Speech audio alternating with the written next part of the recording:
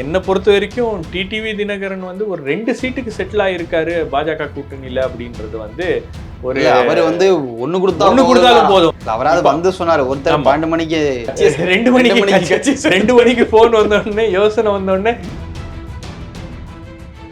பொன்முடி அவர்களின் மகன் போட்டியிட்டு வென்ற தொகுதி. அந்த தொகுதி இந்த முறை பொன்முடி அவரின் மகன் கௌதம சிகாமணிக்கு வாய்ப்பு கொடுக்கப்படல. அதுக்கு பதிலாக மலையரசன் அப்படிங்கிறவங்களுக்கு வாய்ப்பு கொடுக்கப்பட்டு கொடுக்கலன்னா கொடுக்கல பாஸ் விட்டுருங்க கொடுக்கல. அரக்கோணம் தொகுதி திமுகவுக்கு எல்லா வகையிலும் உதவக்கூடிய ஜெகத் ரட்சகன் மீண்டும் அவருக்கே சீட்டு கொடுத்துருக்காங்க. எல்லா வகையிலும் உதவக்கூடிய ஜெகத் ரட்சகனை எந்த விதத்திலையும் வந்து அவங்க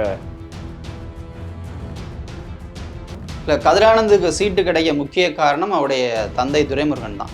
அவர் கொடுத்த அழுத்தம் தான் இதை முடிவு பண்ணுச்சு. ஏன்னா துரைமுருகன் அழுத்தம் கொடுக்காமல் அந்த சீட்டை கொடுப்பதற்கு திமுக தலைமை தயாராக இல்லை. இல்லை, சீனண்ணாதுரை இளைஞரணியில் கொஞ்சம் உதய நெருக்கமானவர் அப்படின்றதையும் தாண்டி ஏவாவேலுக்கு நெருக்கமானவர் தான். அதான் நீங்கள் திருவண்ணாமலைக்குள்ளே நீங்கள் நுழையணும் அப்படின்னா ஒரு தனி பாஸ்போர்ட் வாங்கிட்டு அதில் ஒரு விசா வாங்கிட்டு தான் நீங்கள் போகணும். ஏன்னா கோவை முதல்வர் மாதிரியே இருக்கு. அடுத்து தேனி தென்காசி டிடிவி தினகரன் டைரக்டா களமிறங்க போட ஒரு தொகுதி. அங்க தினகரனின் தளபதியாக ஒரு காலத்துல இருந்த தங்கத்தமிழ் செல்வன் அவர்களையே கேண்டிடேட்டா அறிவிச்சிருக்காங்க. தளபதியின் தளபதியாக மாறி இருக்காருன்னு நம்ம பார்க்கலாம்னு நினைக்கிறேன். இப்ப தமிழிசைக்குமே தூத்துக்குடி போற விருப்பம் இருக்கா? தெரிஞ்சே தோக்குறதுக்கு தமிழிசை விரும்ப மாட்டாங்கல்ல. தூத்துக்குடியும் வந்து ஒரு வாய்ப்பு இருக்கிறது அப்படின்றாங்க அவங்களுக்கு. தூத்துக்குடி போறதுக்கு புதுச்சேரியே போயிடலாம். ஆமா, ஏன்னா அவங்களுக்கு இல்ல, அவங்க தமிழ்நாட்டுல தான் நிப்பேன்னு சொல்லிட்டாங்க. மோடி நினைச்சா இணைச்சிருவாரு தமிழ்நாட்டோட.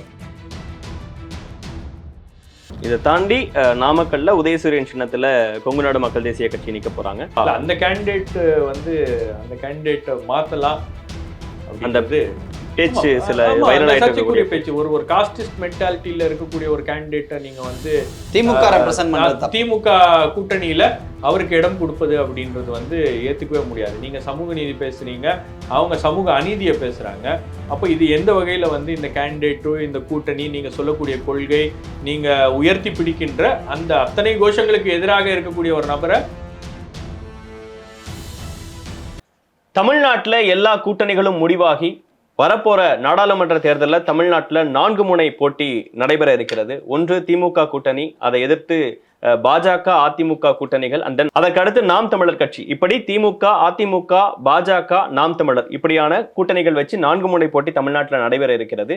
இன்று வேட்பாளர் அறிவிப்பும் முக்கிய பிரதான கட்சிகளான திமுக அதிமுக உள்ளிட்ட கட்சிகள் வந்து இன்னைக்கு வேட்பாளர்களையும் அறிவிச்சிருக்காங்க. அந்த வேட்பாளர்கள் அந்தந்த தொகுதிகளில் என்ன ஒர்க் பார்த்துருக்காங்க அப்படிங்கிற இந்த வேட்பாளர் அனலிசிஸும் நம்ம இந்த வீடியோவில் பார்க்கலாம். நமக்களோட வேட்பாளர்கள் பற்றி டிஸ்கஸ் பண்ணுறதுக்காக ஊடகவியலாளர் ஷபீர் அஹ்மத் அவர்களும் மனோஜ் அவர்களும் இணைஞ்சிருக்காங்க. ஒவ்வொரு கட்சி ரீதியாக போயிடலாம்னு நினைக்கிறேன். மனோஜ், முதல்ல திமுகவை பொறுத்த வரைக்கும் சென்னை மண்டலம் அப்படியே ரிப்பீட் பண்ணியிருக்காங்க. வட சென்னை கலாநிதி வீராசாமி, முதல்ல அதுல இருந்து போயிடலாமா? இல்லை, அதுக்கு முன்னாடி மனோஜுக்கு வந்து நம்ம பாராட்டு தெரிவிக்கணும். ஏன்னா கட்சிகள்லாம் வேட்பாளர் அறிவிக்கிறதுக்கு முன்னாடி மனோஜ் வந்து டிபேட் சேனல்ல எந்தெந்த தொகுதியில் யார் யாரெல்லாம் வருவாங்க, எந்தெந்த மண்டலங்கள்ல யார் யாரெல்லாம் வேட்பாளர் அப்படின்னு ஓரளவுக்கு அது கரெக்டா தான் வந்திருக்கு. அதனால அந்த விஷயத்த வந்து நம்ம பாராட்டி ஆகணும். பலரும் அதை பார்த்து சொல்றாங்க, இந்த வேட்பாளர் லிஸ்ட் வந்து இபிஎஸ் இருந்துச்சா, திமுக தலைமைகிட்ட இருந்துச்சா, மனோஜ் கிட்ட எப்படி கிடைச்சு அப்படின்லாம் வந்து எதிர்காலத்துல விசாரணை நடத்தால் இந்த பேப்பர்லாம் இந்த டைரிலாம் இவங்க எடுத்து கொடுக்கணும் அப்படின்னு நினைக்கிறேன். தேசிய வேட்பாளர் ஸ்பெஷலிஸ்ட் சென்னை பொறுத்த வரைக்கும் வட சென்னையில கலாநிதி வீராசாமி களமிறங்க இருக்கிறாரு. மறுபடியும் ரிப்பீட் பண்ணியிருக்காங்க. அந்த 5 வருஷம் மறுபடியும் அவர் வந்து ஒரு வாரிசுங்கிற ஒரு விமர்சனம் இருந்தது. இப்போ மறுபடியும் அவரே போட்டியிடும் போது அது அவருக்கு பலமா இருக்குமா, இல்லை என்னென்ன விஷயம்லாம் இருக்கு? இல்லை, சென்னையை பொறுத்த வரைக்கும் பார்த்தீங்கன்னா நம்ம எல்லாருக்குமே தெரியும், சென்னை ஒரு மாதிரி எப்போவுமே திமுகவுடைய ஃபேவரேட்டான இடம் தான். சென்னையில் வந்து நீங்கள் ஈவன் தோ கூட்டணி இருந்தாலும் சென்னையினுடைய சட்டமன்ற தொகுதிகளையோ இல்லை வந்து நாடாளுமன்ற தொகுதிகளையோ திமுக என்றைக்குமே மற்றவர்களுக்கு விட்டு தராது. அந்த அளவுக்கு பெரும்பான்மையும் திமுகவுக்கு இருந்ததில்லை. ஏன் அப்படின்னா சென்னை அவங்க எப்போவுமே தங்களுக்கு நெருக்கமான ஒரு தொகுதியாக தான் அணுகிறாங்க. அந்த வகையில் இந்த கேண்டிடேட்ஸில் வந்து பார்த்தீங்க அப்படின்னா எல்லாமே ரிப்பீட் பண்ணியிருக்காங்க. ஆனால் எல்லாருக்குமே ஒரு டவுட் என்ன இருந்துச்சுன்னா, மக்கள் நீதி மையம் உள்ளே வரும் பொழுது அவங்க ஏதாவது ஒரு தொகுதியை கேட்பாங்க, அப்போ சேஞ்சஸ் இருக்கும் அப்படின்றது தான் இருந்துச்சு. பர்டிகுலர்லி தென் சென்னையை கமல் வந்து ட்ரை பண்ணார். திமுக இருக்கக்கூடிய நிறைய பேர் அதுக்கு ஹெல்ப்பும் பண்ணாங்க. ஸோ அந்த வகையில் தான் ஒரு சின்ன சேஞ்சுங்க இருக்குன்னு தான் நினச்சாங்க. ஆனால் வந்து கமல்ஹாசனுக்கு ராஜ்யசபா ஒதுக்கப்பட்டுச்சு. அதனால அந்த சேஞ்சஸும் அப்போதைக்கு இல்ல அதுக்கு rule ஒரு out முக்கியமான காரணம் என்னன்னா பிஜேபி வந்து தென் சென்னையில ரொம்பவே கான்சென்ட்ரேட் பண்ணி அவங்க ஒர்க் பண்ணிட்டு இருக்காங்க. நீங்க ஒரு 6 மாசத்துக்கு முன்னாடி பாத்தீங்கன்னா பிரதமர் தமிழ்நாட்டுல நிக்கிறதுக்கு ஒரு வாய்ப்பு இருக்கா அப்படின்னு பேசும்போது தென் சென்னையும் வந்து ராமநாதபுரம் ஒண்ணு பேசுறாங்க, இன்னொன்னு ராமநாதபுரம் தென் பேசினாங்க, சென்னை, அதுக்கப்புறம் வந்து வெள்ளூர், கோவை, அதுக்கப்புறம் தென் சென்னை, அதுக்கப்புறம் கன்னியாகுமரி. ஏன்னா அவர் நிற்கக்கூடிய தொகுதி அப்படின்றது பார்த்தீங்கன்னா எந்த அடிப்படையில் அப்படின்னா பக்கத்தில் இருக்கக்கூடிய இன்னொரு மாநிலத்திலையும் அதோடைய இன்ஃப்ளூயன்ஸ் இருக்கணும். இப்போ அவர் வாரணாசியில் நிற்கிறாருன்னா வாரணாசியில் யூபி, அதுக்கப்புறம் எம்பி, ஹரியானா இது போன்ற எல்லா மாநிலங்கள்லையும் அதோடைய இன்ஃப்ளூயன்ஸ் இருக்குன்ற மாதிரி அந்த மாதிரி ஒரு தொகுதியை வந்து அவங்க தேர்வு செய்யணும்னு பார்த்தாங்க. அதில் தான் வந்து தென் சென்னை ஒரு மிக முக்கியமான தொகுதியாக இருந்துச்சு. அதனால தான் திமுக அந்த தொகுதியை வந்து கொடுக்க வேணாம் அப்படின்னு பார்க்குறாங்க. ரெண்டாவது வந்து பிஜேபியோட ஒரு நேரடி போட்டி அப்படின்னும் போது யார் கேண்டிடேட்டாக போட்டாலும் பிஜேபியோட நேரடி போட்டி போட்டு நாங்கள் வந்து தமிழ்நாட்டில் ஜெயிக்கிறோம், எங்களுடைய இது எங்கள் கோட்டை அப்படின்றத நாம் நிரூபிக்கணும் அப்படின்றதுக்காகவே வந்து தென் சென்னையை அவங்க வேற யாருக்கும் கொடுக்கல. அதனால தான் கமலுக்கும் வந்து இப்போ வட சென்னையை பொறுத்த வரைக்கும் ராயபுரம் மனோ அதிமுக சார்பில் போட்டியிட போறாங்கிற இன்னைக்கு அறிவிப்புல முதற்கட்ட அறிவிப்புலேயே அவரு பேரும் வந்திருக்கு. ராயபுரம் மனோ விசஸ் கலாநிதி வீராசாமி அப்படி பார்க்கும்போது அந்த பேட்டில் எப்படி இருக்கும்? பாஜக சார்பில் என்ன பிளான் வச்சிருக்காங்க? இல்லை, ராயபுரம் மனோ கொஞ்சம் டஃப்பான கேண்டிடேட் தான். அவருக்கும் ஒரு நல்ல அரசியல் அனுபவம் இருக்கிறது. காங்கிரஸ்ல இருந்து இங்கே வந்தவர். அதோட வந்து கள அரசியல் தெரிஞ்சவர்ன்ற முறையில் அவர் கொஞ்சம் டஃப்பான கேண்டிடேட்டாக இருப்பார். பட் என்ன இங்கே சிக்கலாக மாறுது அப்படின்னா சென்னை மட்டும் இல்லை, ஓவராலாகவே வந்து அதிமுக இப்போ தனியாக நிற்கிது, திமுக ஒரு நல்ல வலுவான கூட்டணியோட நிற்கிது. இது இல்லாமல் வட சென்னையில் சற்று வலுவாக இல்லை ஓரளவுக்கு வாக்குகள் வச்சிருக்கக்கூடிய நாம் தமிழரும் இருக்காங்க, பாஜகவும் இருக்குது. இப்போ இந்த ஓட்டுகள்லாம் பிரியுது இல்லையா, அது கலாநிதி வீராசாமிக்கு இன்னும் பெஸ்ட்டாக இருக்கும். ஸோ அது மேபி இந்த டஃப்பான பேட்டில் கொஞ்சம் ரிலாக்ஸ் பண்ணி தரும்னு நான் நினைக்கிறேன். ஸோ அப்படின்றப்போ கொஞ்சம் ஈஸியாக தான் இருக்கும் அவருக்கு. பட் ஸ்டில் இந்த அலையன்ஸ் எல்லாம் ஓட்டை பிரிக்கும் பொழுது எப்படி பிரிப்பாங்கன்ற ஒரு டேர்மும் இங்கே நம்ம பார்க்க வேண்டியிருக்கு. ஸோ அதுவும் கொஞ்சம் முக்கியமான ரோல் ப்ளே பண்ணும். ஆனால் இந்த ஒட்டுமொத்த கேண்டிடேட்ஸில் பார்த்தீங்க அப்படின்னா கலாநிதி வீராசாமியும் ராயபுரம் மனவும் தான் டஃப்பாக இருப்பாங்க. ஐ மீன் நெக் டு நெக் அவங்க 2 பேர் தான் இருக்கலாம். மற்றவங்க அந்த அளவுக்கு ப்ளே பண்ணுவாங்களான்றது கொஞ்சம் சற்று. அதிமுகவில் ராயபுரம் மனோ புதுமுகம் தான். அப்படி இருக்கும்போது அவருடைய எப்படி சொல்றது, அவருக்கான செல்வாக்குங்கிறது அந்த தொகுதியில் அப்படிலாம் இருக்குமா? அது எப்படி? இல்லை, நீங்கள் சேகர் பாபு போனதுக்கு அப்புறம் பார்த்தீங்க அப்படின்னா அந்த கட்சிக்கு அந்த இடங்களில் அதிகமாக பொருளாதார அளவில் உதவுறது பார்த்தீங்கன்னா ராயபுரம் மனோ தான். பாலகங்காவுக்கு கூட அந்த முக்கியத்துவம் இப்போதைக்கு இல்லைன்ற அதை நான் பார்க்குறேன். இல்லை, அதிமுகவை பொறுத்த வரைக்கும் ஒரு கிரைட்டீரியா என்னன்னா பணம் செலவு செய்யணும். அந்த பகுதியில் ஒன்று வந்து அவர் பரிச்சயமான ஒரு நபராக இருக்கணும், ரெண்டாவது வந்து பணம் செலவு செய்யணும். ஏன்னா அதிமுகவுக்கு இந்த தேர்தல் வந்து ரொம்ப முக்கியமானது. அவங்களுடைய ஓட் ஷேர் இன்டாக்டாக இருக்குது அப்படின்றத ப்ரூவ் பண்ணோம். ஏதாச்சும் ஒரு வீக் கன்ஸ்டிடுவன்சியில், ஒரு வீக் கேண்டிடேட் இருக்கிற கன்ஸ்டிடுவன்சியில் ஜெயிக்கக்கூடிய ஒரு வாய்ப்பு இருக்கா அப்படின்றத பார்க்கணும்.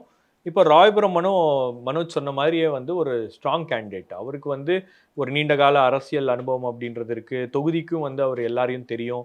அந்த தொகுதியில் ராயபுரம் மனோ அப்படின்னும் போது எல்லாருக்கும் அந்த பகுதியில் தெரியும். ஸோ அதனால் அதில் எந்த விதத்துலையும் வந்து அவர் ஒரு குறைந்த வேட்பாளரோ அல்லது தொகுதிக்கு தெரியாத அறிமுகம் இல்லாத வேட்பாளரோ அப்படின்லாம் இல்லை. பட் அதே சமயத்தில் வந்து உங்களுக்கு என்னன்னா சில விஷயங்கள் வந்து ஒரு பாதிப்பாக இருக்கும் அதிமுகவுக்கு. ஒன்று என்னன்னா அதிமுக கூட்டணி இல்லாமல் போகிறது, ரெண்டாவது அதிமுக மீது இருக்கக்கூடிய அந்த அதிருப்தி. ஏன்னா உங்களுக்கு ராயபுரம்லாம் வந்து பார்த்தீங்கன்னா இந்த மீனவர் பெல்ட்லலாம் அதிமுகவுக்கு வாக்களித்தவர்கள் ஏராளமான பேர் அந்த மக்கள். ஜெயலலிதா அவர்களே நின்ன தொகுதி ஆர்கே நகர் தொகுதி அதில் தான் வருதுன்னு. ஸோ அதெல்லாம் வந்து அந்த தொகுதியெல்லாம் வந்து இவங்க கொஞ்சம் கண்டுக்காம விட்டாங்க. இப்போ ஜெயக்குமார் மட்டும்தான் வந்து ராயபுரத்தில் கொஞ்சம் போயிட்டு வராரு, உள்ள போயிட்டு. ஆனால் அவருடைய பையனே வந்து தென் சென்னையில் நிற்கிறாரு. அப்போ உங்களுக்கு வந்து அதிமுகவில் பிரபலமாக இருக்கக்கூடிய நபர்களே வந்து அதிமுக அந்த இன்னொன்னு அந்த தொகுதியில விட்டாங்க. டிடிவி தினகரன் அவர்கள் தற்போது பாஜக கூட்டணியில இருக்காரு, 2 தொகுதி வாங்கியிருக்காரு. அதுவும் இல்லை, அந்த டிடிவி நின்று ஜெயிச்ச அந்த கணக்கு வேற. நம்ம அதை இங்கே பொறுத்துறது சரியா இருக்காது. ஏன்னா அப்போதைக்கு ஒட்டுமொத்த அதிமுகவும் டிடிவிக்காக வேலை பார்த்தாங்க. ஒட்டுமொத்த அதிமுக வட சென்னையில அதிமுகவோட ஒரு முக்கியமான லீடரா பார்க்கப்பட்ட ஒரு வெற்றிவேல் அவர் வந்து கடைசி வரைக்கும் டிடிவி தினகரனுக்கு ரொம்ப விசுவாசமா இருந்தாரு. அப்படி இருக்கும்போது அவருடைய ஆதரவாளர்கள் மேபி எந்த பக்கம் இருக்காங்கிற சில விஷயங்களும் இருக்குல்ல. கண்டிப்பா தான். இதெல்லாமே ஒரு மாதிரி எப்படின்னா இந்த ஓட்டுகள்லாம் பிரியுது இல்லை, அந்த இடத்துல நம்ம இதை பார்க்கலாம். இப்போ பாஜக கூட்டணி வாக்குகள்ன்றது ஓரளவுக்கு அமமுகவோட சேர்ந்து பிரியும், நாம் தமிழர் வாக்குகள் ஓரளவுக்கு பிரியும், இந்த பக்கம் அதிமுக வாக்குகள் பிரியும். இங்கே பிரியாமல் இருக்கக்கூடிய வாக்குகள்ன்றது திமுக கூட்டணி தான். ஸோ அப்போ அதனால தான் இந்த எட்ஜ் அவங்களுக்கு கிடைக்க வாய்ப்பு இருக்குன்னு நான் பார்க்குறேன். இன்னொன்று இந்த ரீசெண்ட்லி நடந்த ஃப்ளட்ஸ் இருக்கு இல்லையா, சென்னை ஃப்ளட்ஸில் வட சென்னை முற்றிலுமாக புறக்கணிக்கப்பட்டுச்சு. உங்களுக்கு ஒரு பக்கம் வந்து கவர்மெண்ட் வந்து ரியாக்ட் பண்ணுறதுக்கே வடசென்னை போய் கடைசியா ரீச் ஆகுறதுக்கே வந்து சில நாட்கள் எடுத்துக்கிட்டாங்க. சரி, வட சென்னையில இருக்கக்கூடிய அதிமுக ஆட்கள் எங்க இருக்காங்க அப்படின்னு பார்த்தீங்கன்னா அவங்களும் களத்துல இல்லை. ஸோ அது ஒரு அதெல்லாம் வந்து ஒரு விஷயம் மக்கள் மனசுல அதெல்லாம் வச்சிருக்காங்க அப்படின்னும் போது ஒரு சின்ன ஓகே. இது இருக்கும் அவங்களுக்கு. அடுத்த முக்கியமான தொகுதி தென் சென்னை தொகுதி. பலரும் கவனம் செலுத்தி அந்த தொகுதியில போட்டியினுடைய நினைச்ச தொகுதி. குறிப்பா சொல்லணும்னா கமல்ஹாசன் அவர்கள் தற்போது ஆளுநர் பதவியை ரிசைன்மெண்ட் வந்திருக்கக்கூடிய தமிழிசை அவர்கள் பாஜக சார்பாக அங்க களமிறங்கப்படலாம் அப்படின்னு சொல்லப்படுது. இன்னும் கன்ஃபார்ம் ஆகல. இந்த தொகுதியில தமிழிசை தங்கபாண்டியன் மீண்டும் அதே வேட்பாளராக களமிறக்கியிருக்காங்க. அதிமுக சார்பில் ஜெயக்குமார் அவர்களின் மகன் ஜெயவர்தன் அவர்கள் அங்க போட்டியிடுறாரு. அந்த தொகுதி எப்படி இருக்கும்னு நினைக்கிறீங்க? ரெண்டு பேரோட அதிமுக திமுக வேட்பாளர் பட்டியல்ல என்ன விஷயங்கள்லாம் முக்கியமானதா பாக்குறீங்க அந்த இடத்தை பொறுத்த வரைக்கும்? தென் சென்னை வந்து பார்த்தீங்கன்னா ஓரளவுக்கு சென்னையினுடைய அவுட்ஸ்கர்ட்ஸையும் சேர்த்துக்கிட்டு வருது. சோழிங்கநல்லூர் வரைக்கும் அப்படி வேளச்சேரிலாம் கூட சேர்த்துக்கிட்டு வருது. ஸோ அப்படின்ற அடிப்படையில் பார்த்தீங்க அப்படின்னா கொஞ்சம் இஷ்யூஸை அண்டர்ஸ்டாண்ட் பண்ணி ஓட்டு போடுற மக்கள் கொஞ்சம் அதிகமாக வாழக்கூடிய இடமாக தான் தென் சென்னையுமே இருக்கிறது. தமிழச்சி மேலே பெரிய லெவலில் எந்த அலிகேஷன்ஸும் இல்லை. அவங்க ஓரளவுக்கு இந்த 5 இயர்ஸில் ஓரளவுக்கு ப்ராப்பராக தான் இருந்திருக்காங்க. அண்ட் திமுக தலைமைக்கும் அங்கே அந்த இடையில ஏற்பட்ட சின்ன சின்ன தடங்கள் தானே தவிர அதை தாண்டி அவங்கள மாற்றணுன்ற ஐடியாவும் இல்லாமல் தான் இருந்துச்சு. ஸோ திமுகவை பொறுத்த வரைக்கும் தமிழச்சி ஒரு ஆப்டான கேண்டிடேட் தான் இந்த தென் சென்னைக்கு. அண்ட் வந்து கண்டினியூஸாக களத்துக்கு போய்கிட்டு வந்துக்கிட்டு இருக்காங்க. ஃப்ளட்ஸில் கூட ஒரு சின்ன அதிருப்தி திமுக ஆட்சியின் மீது இருந்தது. அந்த டைமில் கூட உடனடியாக களத்துக்கு போய் வேலை பார்த்துட்டு வந்தாங்க, நல்லா அரேஞ்ச் பண்ணாங்க. ஸோ அந்த வகையில் அவங்கள ஃபீல்டு பண்ணுறது திமுகவுக்கு பெரிய பிரச்சனையும் இல்லை. அண்ட் தமிழச்சிக்கு மாற்றா ஆட்களை தேனாவும் இல்லை. ஸோ அந்த வகையில் தான் இந்த டெசிஷன்ஸில் ஒன்றும் பெரிய சர்ப்ரைஸ். ஏற்கனவே போன எலெக்ஷன்ல மக்கள் நீதி மையம் கட்சிக்கு அங்க ஒரு குறிப்பிடத்தகுந்த வாக்குகள் இருந்தது. அவங்களும் திமுகவோட கூட்டணிக்கு வந்திருக்காங்க. கிட்டத்தட்ட பாத்தீங்கன்னா மக்கள் நீதி மையம் கடந்த முறை வந்து 1,35,000 வாக்குகளை வந்து முன்னாள் IAS அதிகாரி மௌரியா வந்து வடசென்னையில் நின்னாரு. மௌரியா ஆக்சுவலி பாத்தீங்கன்னா ஒரு 1,00,000 ஓட்டு வடசென்னையில வாங்கினாரு. இவர் வந்து ரங்கராஜன் 1,35,000 வாக்குகளை வந்து அவர் வாங்கியிருக்காரு. ஸோ உங்களுக்கு சவுத் சென்னையை பொறுத்த வரைக்கும் வந்து அது ஒரு அர்பன் தொகுதி, முழுக்க நிறைய ஐடி நிறுவனங்கள் இருக்கக்கூடிய இடம், நிறைய வந்து படித்தவர்கள் இருக்கக்கூடிய இடம். அந்த தொகுதியுடைய ப்ரொஃபைலே வந்து கொஞ்சம் டிஃப்ரெண்ட். ஸோ உங்களுக்கு தமிழச்சி தங்கபாண்டியன் திமுகவுக்கு ஒரு ஏற்ற முகமாக இருக்கிறார். பட் எனக்கு தெரிஞ்சு கேண்டிடேட்டை விட அங்கே போட்டி போடுறது வட சென்னையாக இருக்கட்டும் தென் சென்னையாக இருக்கட்டும், போட்டியில் இருப்பது சேகர் பாபுவும் மாசுவும் தான். ஸோ அவங்க தான் வந்து இவங்களை ஜெயிக்க வைக்கணும். ஜெயிக்க வைக்கலைன்னா அறிவாலயம் பக்கம் போக முடியாது. ஸோ இந்த நெருக்கடிகள்லாம் வந்து அவங்களுக்கு இப்போ உருவாகி இருக்கு. ஸோ கேண்டிடேட் யாராக இருந்தாலும் தலைமை வந்து இவங்க தான் கேண்டிடேட் அப்படின்ட்டாங்கன்னா இவங்களை ஜெயிக்க வைக்க வேண்டிய கடமையும் கட்டாயம் நீங்களே ஏற்கனவே குறிப்பிட்ட மாதிரி மாசுவுக்கு இருக்கு. பிரைம் மினிஸ்டரே இங்க கண்டெஸ்ட் பண்ணலாம் அப்படிங்கிற விஷயங்கள்லாம் பேசப்பட்டது. ஏற்கனவே இந்த தொகுதியில ஒரு 1 இயரா SG சூர்யா அவர்களும் சரி, கருணாகராஜன் அவர்களும் சரி பாஜக சார்பில் போட்டியிடணும்னு பிளான் பண்ணிட்டு இருந்ததெல்லாம் பார்க்க முடிஞ்சது, பொறுப்பாளராக நியமிக்கப்பட்டு. இப்ப தமிழிசை அவர்கள் அங்க களம் காண்றாங்க. தமிழச்சி வர்சஸ் தமிழிசை வர்சஸ் ஜெயவர்தன். அந்த போட்டி இன்ட்ரெஸ்டிங்கா இருக்குமா? நிச்சயமா அது ஒரு இன்ட்ரெஸ்டிங்கான போட்டி தான். ஏன்னா தமிழிசை உடைய அந்த ப்ரொஃபைல் அப்படின்றது இன்னைக்கு மாறி இருக்கு. அவங்க முதல்ல வந்து ஒரு பாஜகவுடைய மாநில தலைவராக தான் பார்க்கப்பட்டார். பட் இன்னைக்கு ஒரு ஃபார்மர் கவர்னர் அப்படின்ற ப்ரொஃபைலில் அவங்க வந்து அங்கே நிற்கிறாங்க அப்படின்னும் போது நிச்சயமா ஒரு டஃப் கான்டெஸ்ட் இருக்கும். ரெண்டாவது பிஜேபி வந்து ரொம்ப அதிகமாக தென் சென்னையை நம்புகிறாங்க. அவங்க என்ன சொல்கிறாங்கன்னா, நாங்கள் எடுத்த சர்வேல கணிசமான அளவு வாக்குகள் எங்களுக்கு வந்து தென் சென்னையில் இருக்குது. அது மட்டும் இல்லாமல் நாங்கள் வந்து தொடர் எங்களுடைய முயற்சியால் ஒரு 3 லட்சம் ஓட்டை வந்து நாங்கள் வந்து அங்கே கவர் பண்ணி வச்சுருக்கோம். ப்ளஸ் உங்களுக்கு வந்து இந்த நலத்திட்ட உதவிகள், அப்புறம் ஒன்றிய அரசாங்கத்துடைய ஸ்கீம்ஸு, இதை எல்லாத்தையும் வந்து நாங்கள் வந்து மக்கள் மத்தியில் கொண்டு போய் சேர்த்துருக்கோம். ஒரு அவேர்னஸ் அங்கே கிரியேட் பண்ணியிருக்கோம். ஒரு களம் என்பது எங்களுக்காக நாங்கள் வந்து ஒர்க் பண்ணி கடந்த 5 ஆண்டுகளில் அதை உருவாக்கி வச்சுருக்கோம். ஆகவே அதை அறுவடை செய்யக்கூடிய ஒரு நேரம் என்பது தற்போது வந்திருக்கு. அதனால தான் தென் சென்னை அப்படின்றது அவங்க ரொம்ப கான்ஃபிடென்ட்டாக இருக்காங்க. இன்னும் வருகின்ற நாட்களில் தேர்தல் ஆரம்பித்து இன்னும் பரபரப்பாகும் போது உங்களுக்கு தென் சென்னையில் நிறைய இடங்களில் ரெய்ட் நடக்கும். நிறைய இடங்களில் வந்து உங்களுக்கு அதாவது யாரெல்லாம் வந்து கொஞ்சம் சிக்கலை ஏற்படுத்தக்கூடிய நபர்களாக யாரெல்லாம் இருக்காங்க, யாரெல்லாம் பெரிய அளவுக்கு களத்தில் இன்ஃப்ளூயன்ஸ் பண்ணக்கூடிய ஆட்கள் இருக்காங்க, அவர்கள் மீதெல்லாம் வந்து ஒரு சோதனை அப்படின்றது நடக்கும். இதெல்லாம் வந்து நடக்கக்கூடிய வாய்ப்புகள் இருக்கு. ஓகே மனோஜ், இப்போ ஆளுநர் ரிசைன்மெண்ட் வந்து இறங்குறாங்க, ஒருவேளை களத்தில் நிற்கிறாங்க அப்படிங்கிற பட்சத்தில் அது ஏதாவது வாக்கு சதவீதத்தில் மாற்றத்தை ஏற்படுத்துமா, இல்லை அப்படிலாம் மக்கள் பார்க்க மாட்டாங்க? இல்லை, எனக்கு அதில் நம்பிக்கை இல்லை பெருசாக. இப்போ தமிழிசையோட ப்ரொஃபைல் ஒரு கவர்னர் ஆனதுக்கு வந்ததுக்கப்புறம் களத்தில் மாற்றம் ஏற்படுத்துமானா எனக்கு தெரிஞ்சு இல்லை. ஏன் ஆனால் வந்து என்னென்னா களத்தை ஆல்ரெடி பாஜக தயார் பண்ணிட்டு இருந்துச்சுன்றது நம்ம கவனிக்க வேண்டிய விஷயம். எஸ்டி சூர்யாவாக இருக்கட்டும் இல்லை கருணாராஜா இருக்கட்டும், 2 பேருமே அடிக்கடி களத்துக்கு சென்று நிறைய இஷ்யூஸை பேசிக்கிட்டே இருந்தாங்க.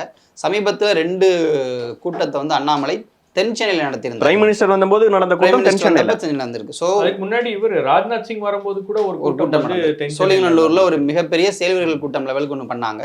ஸோ அப்படி தென் சென்னையை மையப்படுத்தி அவங்க அரசியல் பண்றாங்கன்னு உண்மை. மேபி அவங்களுக்கு அந்த தொகுதியில ஒரு சின்ன நம்பிக்கை ஏற்பட்டதுனால தான் அவ்வளோ முக்கியத்துவம் கொடுக்குறாங்க. ஆனால் தமிழிசை வந்ததுனால அந்த வாக்கு சதவீதம் இன்னும் அதிகரிக்குமானா அது அவ்வளோ. 2 பேர் எனக்கு தெரிஞ்சு தென் சென்னையில் நிற்கலாம். ஒன்று வந்து ஹெச் ராஜா, அவரும் வந்து தென் சென்னைக்குள்ள நிற்கணும் அப்படின்னு விருப்பப்படுகிறார். இன்னொன்று வந்து ஃபினான்ஸ் மினிஸ்டர் நிர்மலா சீதாராமனுடைய பெயரும் வந்து ரொம்ப ஸ்ட்ராங்காக அடிபட்டுச்சு.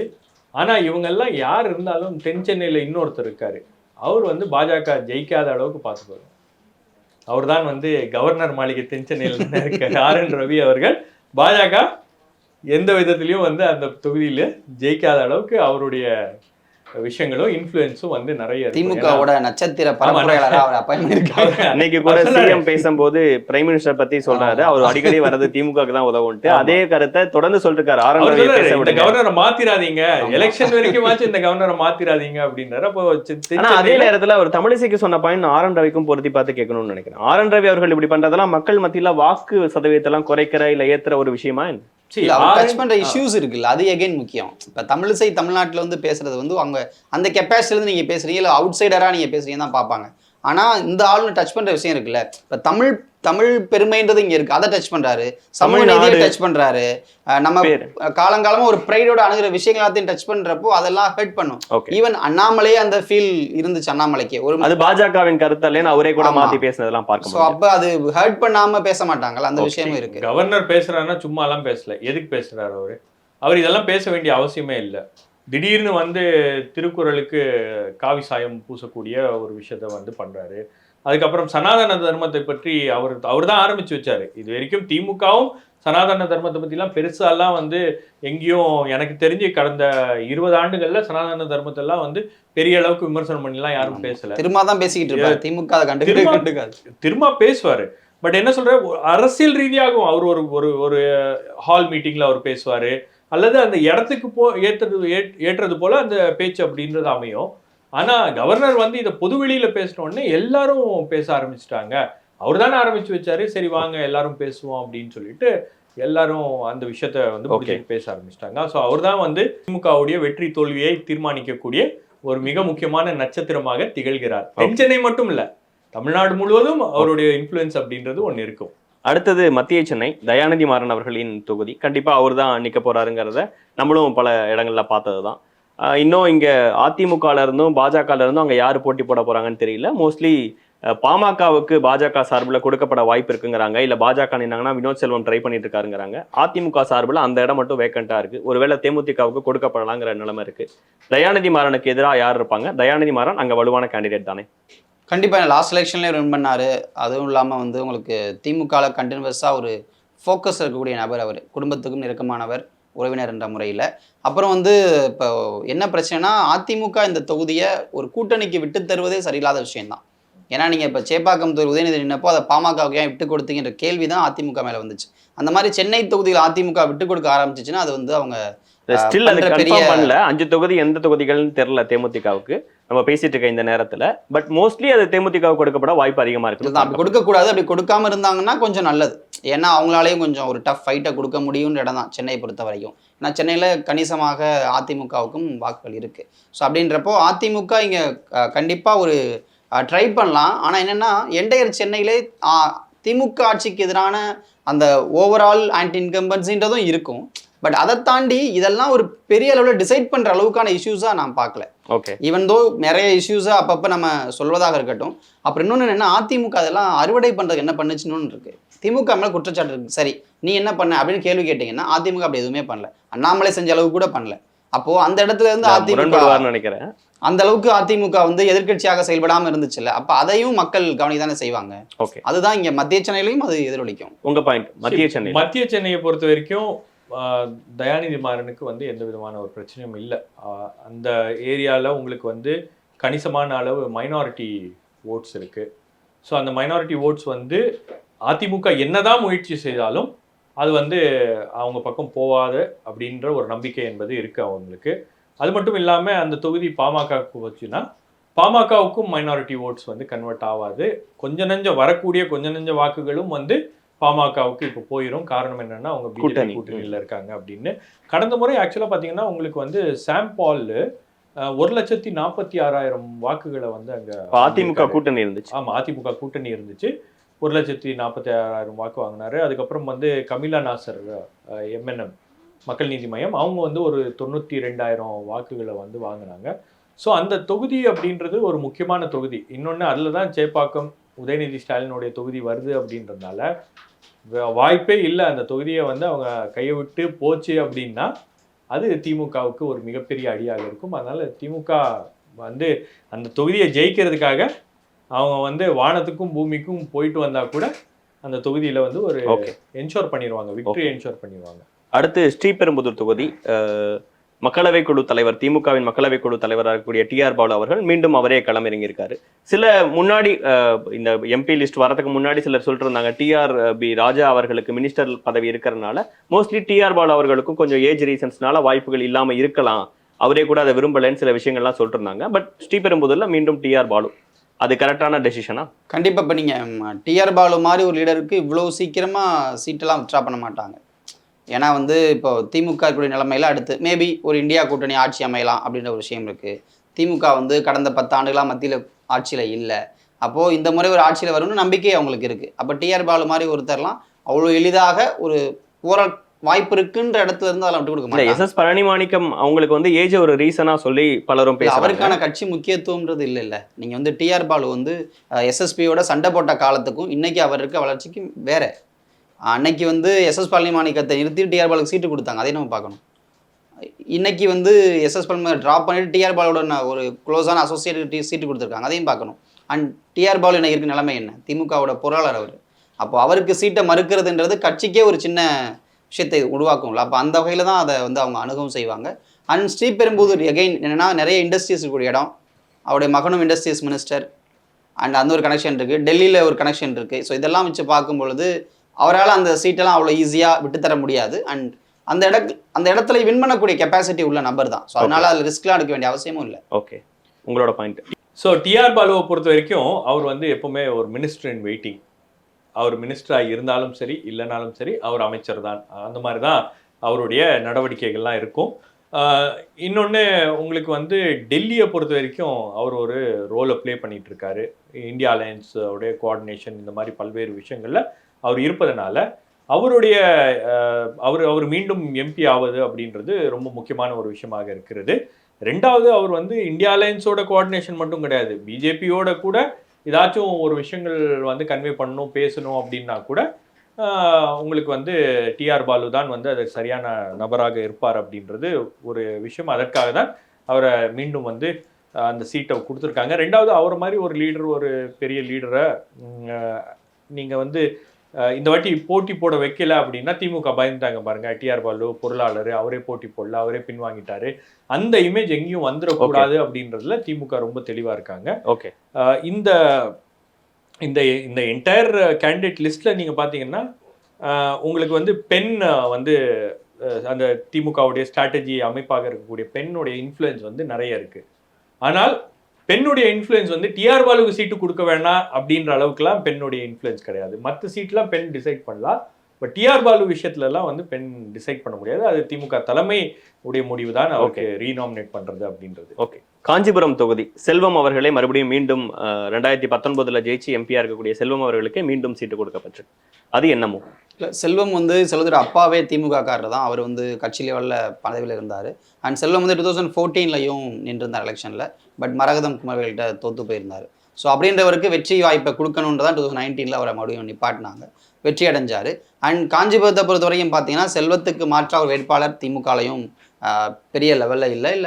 அவரை விடுவிக்கிற அளவுக்கும் பெரிய காஞ்சிபுரம் தொகுதிக்கு ஆராசா மாற்றப்படலாம்னு சில பேச்சுகள் நடந்துட்டு. ஆமாம், அப்போ திருமாவளவனே கூட அந்த தொகுதியை கேட்டதாகலாம் நிறைய பேச்சுகள் இருந்துச்சு. பட் அதான் செல்வத்தை ஆனால் இப்படி தான் அகாமடேட் பண்ணியிருப்பாங்க. மேபி தொகுதியே மாற்றிருந்தாலும் கூட அகாமடேட் பண்ணக்கூடிய அளவுக்கான ஒரு நபராக தான் அவர் இருக்கார். அண்ட் தனித்தொகுதி அப்படின்ற முறையில் உங்களுக்கு வந்து அவருக்கு முக்கியத்துவம் கொடுத்தாக வேண்டிய கட்டாயமும் திமுகவுக்கு இருந்துச்சு. ஓகே. ஸோ அந்த லெவல்ல இருந்து நம்ம பார்த்தோம்னாலே அவரை நம்ம வந்து மாற்ற வேண்டிய அவசியம் இருந்திருக்காதுன்னு திமுக நினைச்சிருக்கலாம். ஓகே. ஒரு 2-3 கட்ட சர்வே எடுத்து பார்த்துருக்காங்க வெவ்வேறு காலகட்டங்களில். ஒன்று வந்து அந்த கேண்டிடேட்டுக்கு இருக்கக்கூடிய ரெப்புடேஷன், ரெண்டாவது அந்த கேண்டிடேட்டுடைய பெர்ஃபார்மன்ஸு, அந்த ஃபீல்ட் சர்வேல என்ன தகவல்கள் வருகிறதோ அதை பேஸ் பண்ணி தான் வந்து இந்த முடிவுகள் அப்படின்றது எடுக்கப்பட்டிருக்கு. இதில் உங்களுக்கு வந்து இந்த ஃபீல்டு கனெக்ட் அப்படின்ற ஒரு விஷயம்தான். அதாவது நீங்கள் வந்து பாப்புலராக இருக்கலாம், ஆனால் உங்களுக்கும் மக்களுக்கும் தொடர்பு இல்லை, மக்களுக்கு உங்களை தெரியாது, மக்களுக்கு உங்கள் மீது ஒரு நம்பிக்கை இல்லை அப்படின்றதுலாம் இருந்துச்சுன்னா அந்த கேண்டிடேட்டை வந்து ரிப்பீட் பண்ண வேண்டாம் அப்படின்றது தான் வந்து ஜென்ரல் ஒப்பீனியனாக இவங்க கொடுத்துருந்தாங்க. அந்த அடிப்படையில் பார்த்தீங்கன்னா இவருக்கு வந்திருக்கக்கூடிய ஃபீட்பேக்லாம் வந்து கொஞ்சம் பாசிட்டிவாக இருந்துச்சு, நோ நெகட்டிவ் ஃபீட்பேக். ஓகே. அதாவது அவ்வளோ ஒன்றும் அன்பாப்புலர் இல்லை அப்படின்ற மாதிரி இருந்ததுனால மீண்டும் வந்து அவரை நாமினேட் பண்ணியிருக்காங்க. அரக்கோணம் தொகுதி திமுகவுக்கு எல்லா வகையிலும் உதவக்கூடிய ஜெகத் ரட்சகன் மீண்டும் அவருக்கே சீட்டு கொடுத்திருக்காங்க. மேபி வேலூர் தொகுதிக்கு அவர் மாற்றப்படலான்னு சில விஷயங்கள் சொல்லப்பட்டது, பட் மாற்றப்படலை, அதே தொகுதியிலே இருக்காரு. அந்த டேக் எப்படி பாக்குறீங்க? எல்லா வகையிலும் உதவக்கூடிய ஜெகத் ரட்சகனை எந்த விதத்திலையும் வந்து அவங்க விட்டுற மாட்டாங்க. ஏன்னா ஜெகத் ரட்சகன் அப்படின்றவர் உங்களுக்கு வந்து அவருக்கு ஒரு கேண்டிடேட்டையும் தாண்டி திமுகவுக்கு எலெக்ஷன் ஃபண்ட் பண்ணக்கூடிய ஒரு நபர். அவரால் வந்து அவர் மீது எவ்வளவோ வழக்குகள், அவர் மீது இடி விசாரணை, இன்கம் டேக்ஸ் அப்படின்னு ஏகப்பட்ட பிரச்சனைகள் இருந்தாலும் பெரிய அளவுக்கு வந்து அவர் அதை ஃபைட் பண்ணிட்டு ஒரு பக்கம் இருந்தாலும் அவருடைய பங்களிப்பு அப்படின்றது திமுகவுக்கு மானிட்டரி வைஸ் அவருடைய பங்களிப்பு அப்படின்றது இருக்குது. ரெண்டாவது அரக்கோணம் தொகுதி அவர் நின்னான்னா ஷார்ட் வந்து அங்கே வேற யாரும் கேண்டிடேட் இல்லை, அவர் நின்னான்னா அவர் தான் எம்பி அப்படின்ற அடிப்படையில் இருக்கும்போது திமுக அதை ஏன் விட்டு கொடுப்பாங்க?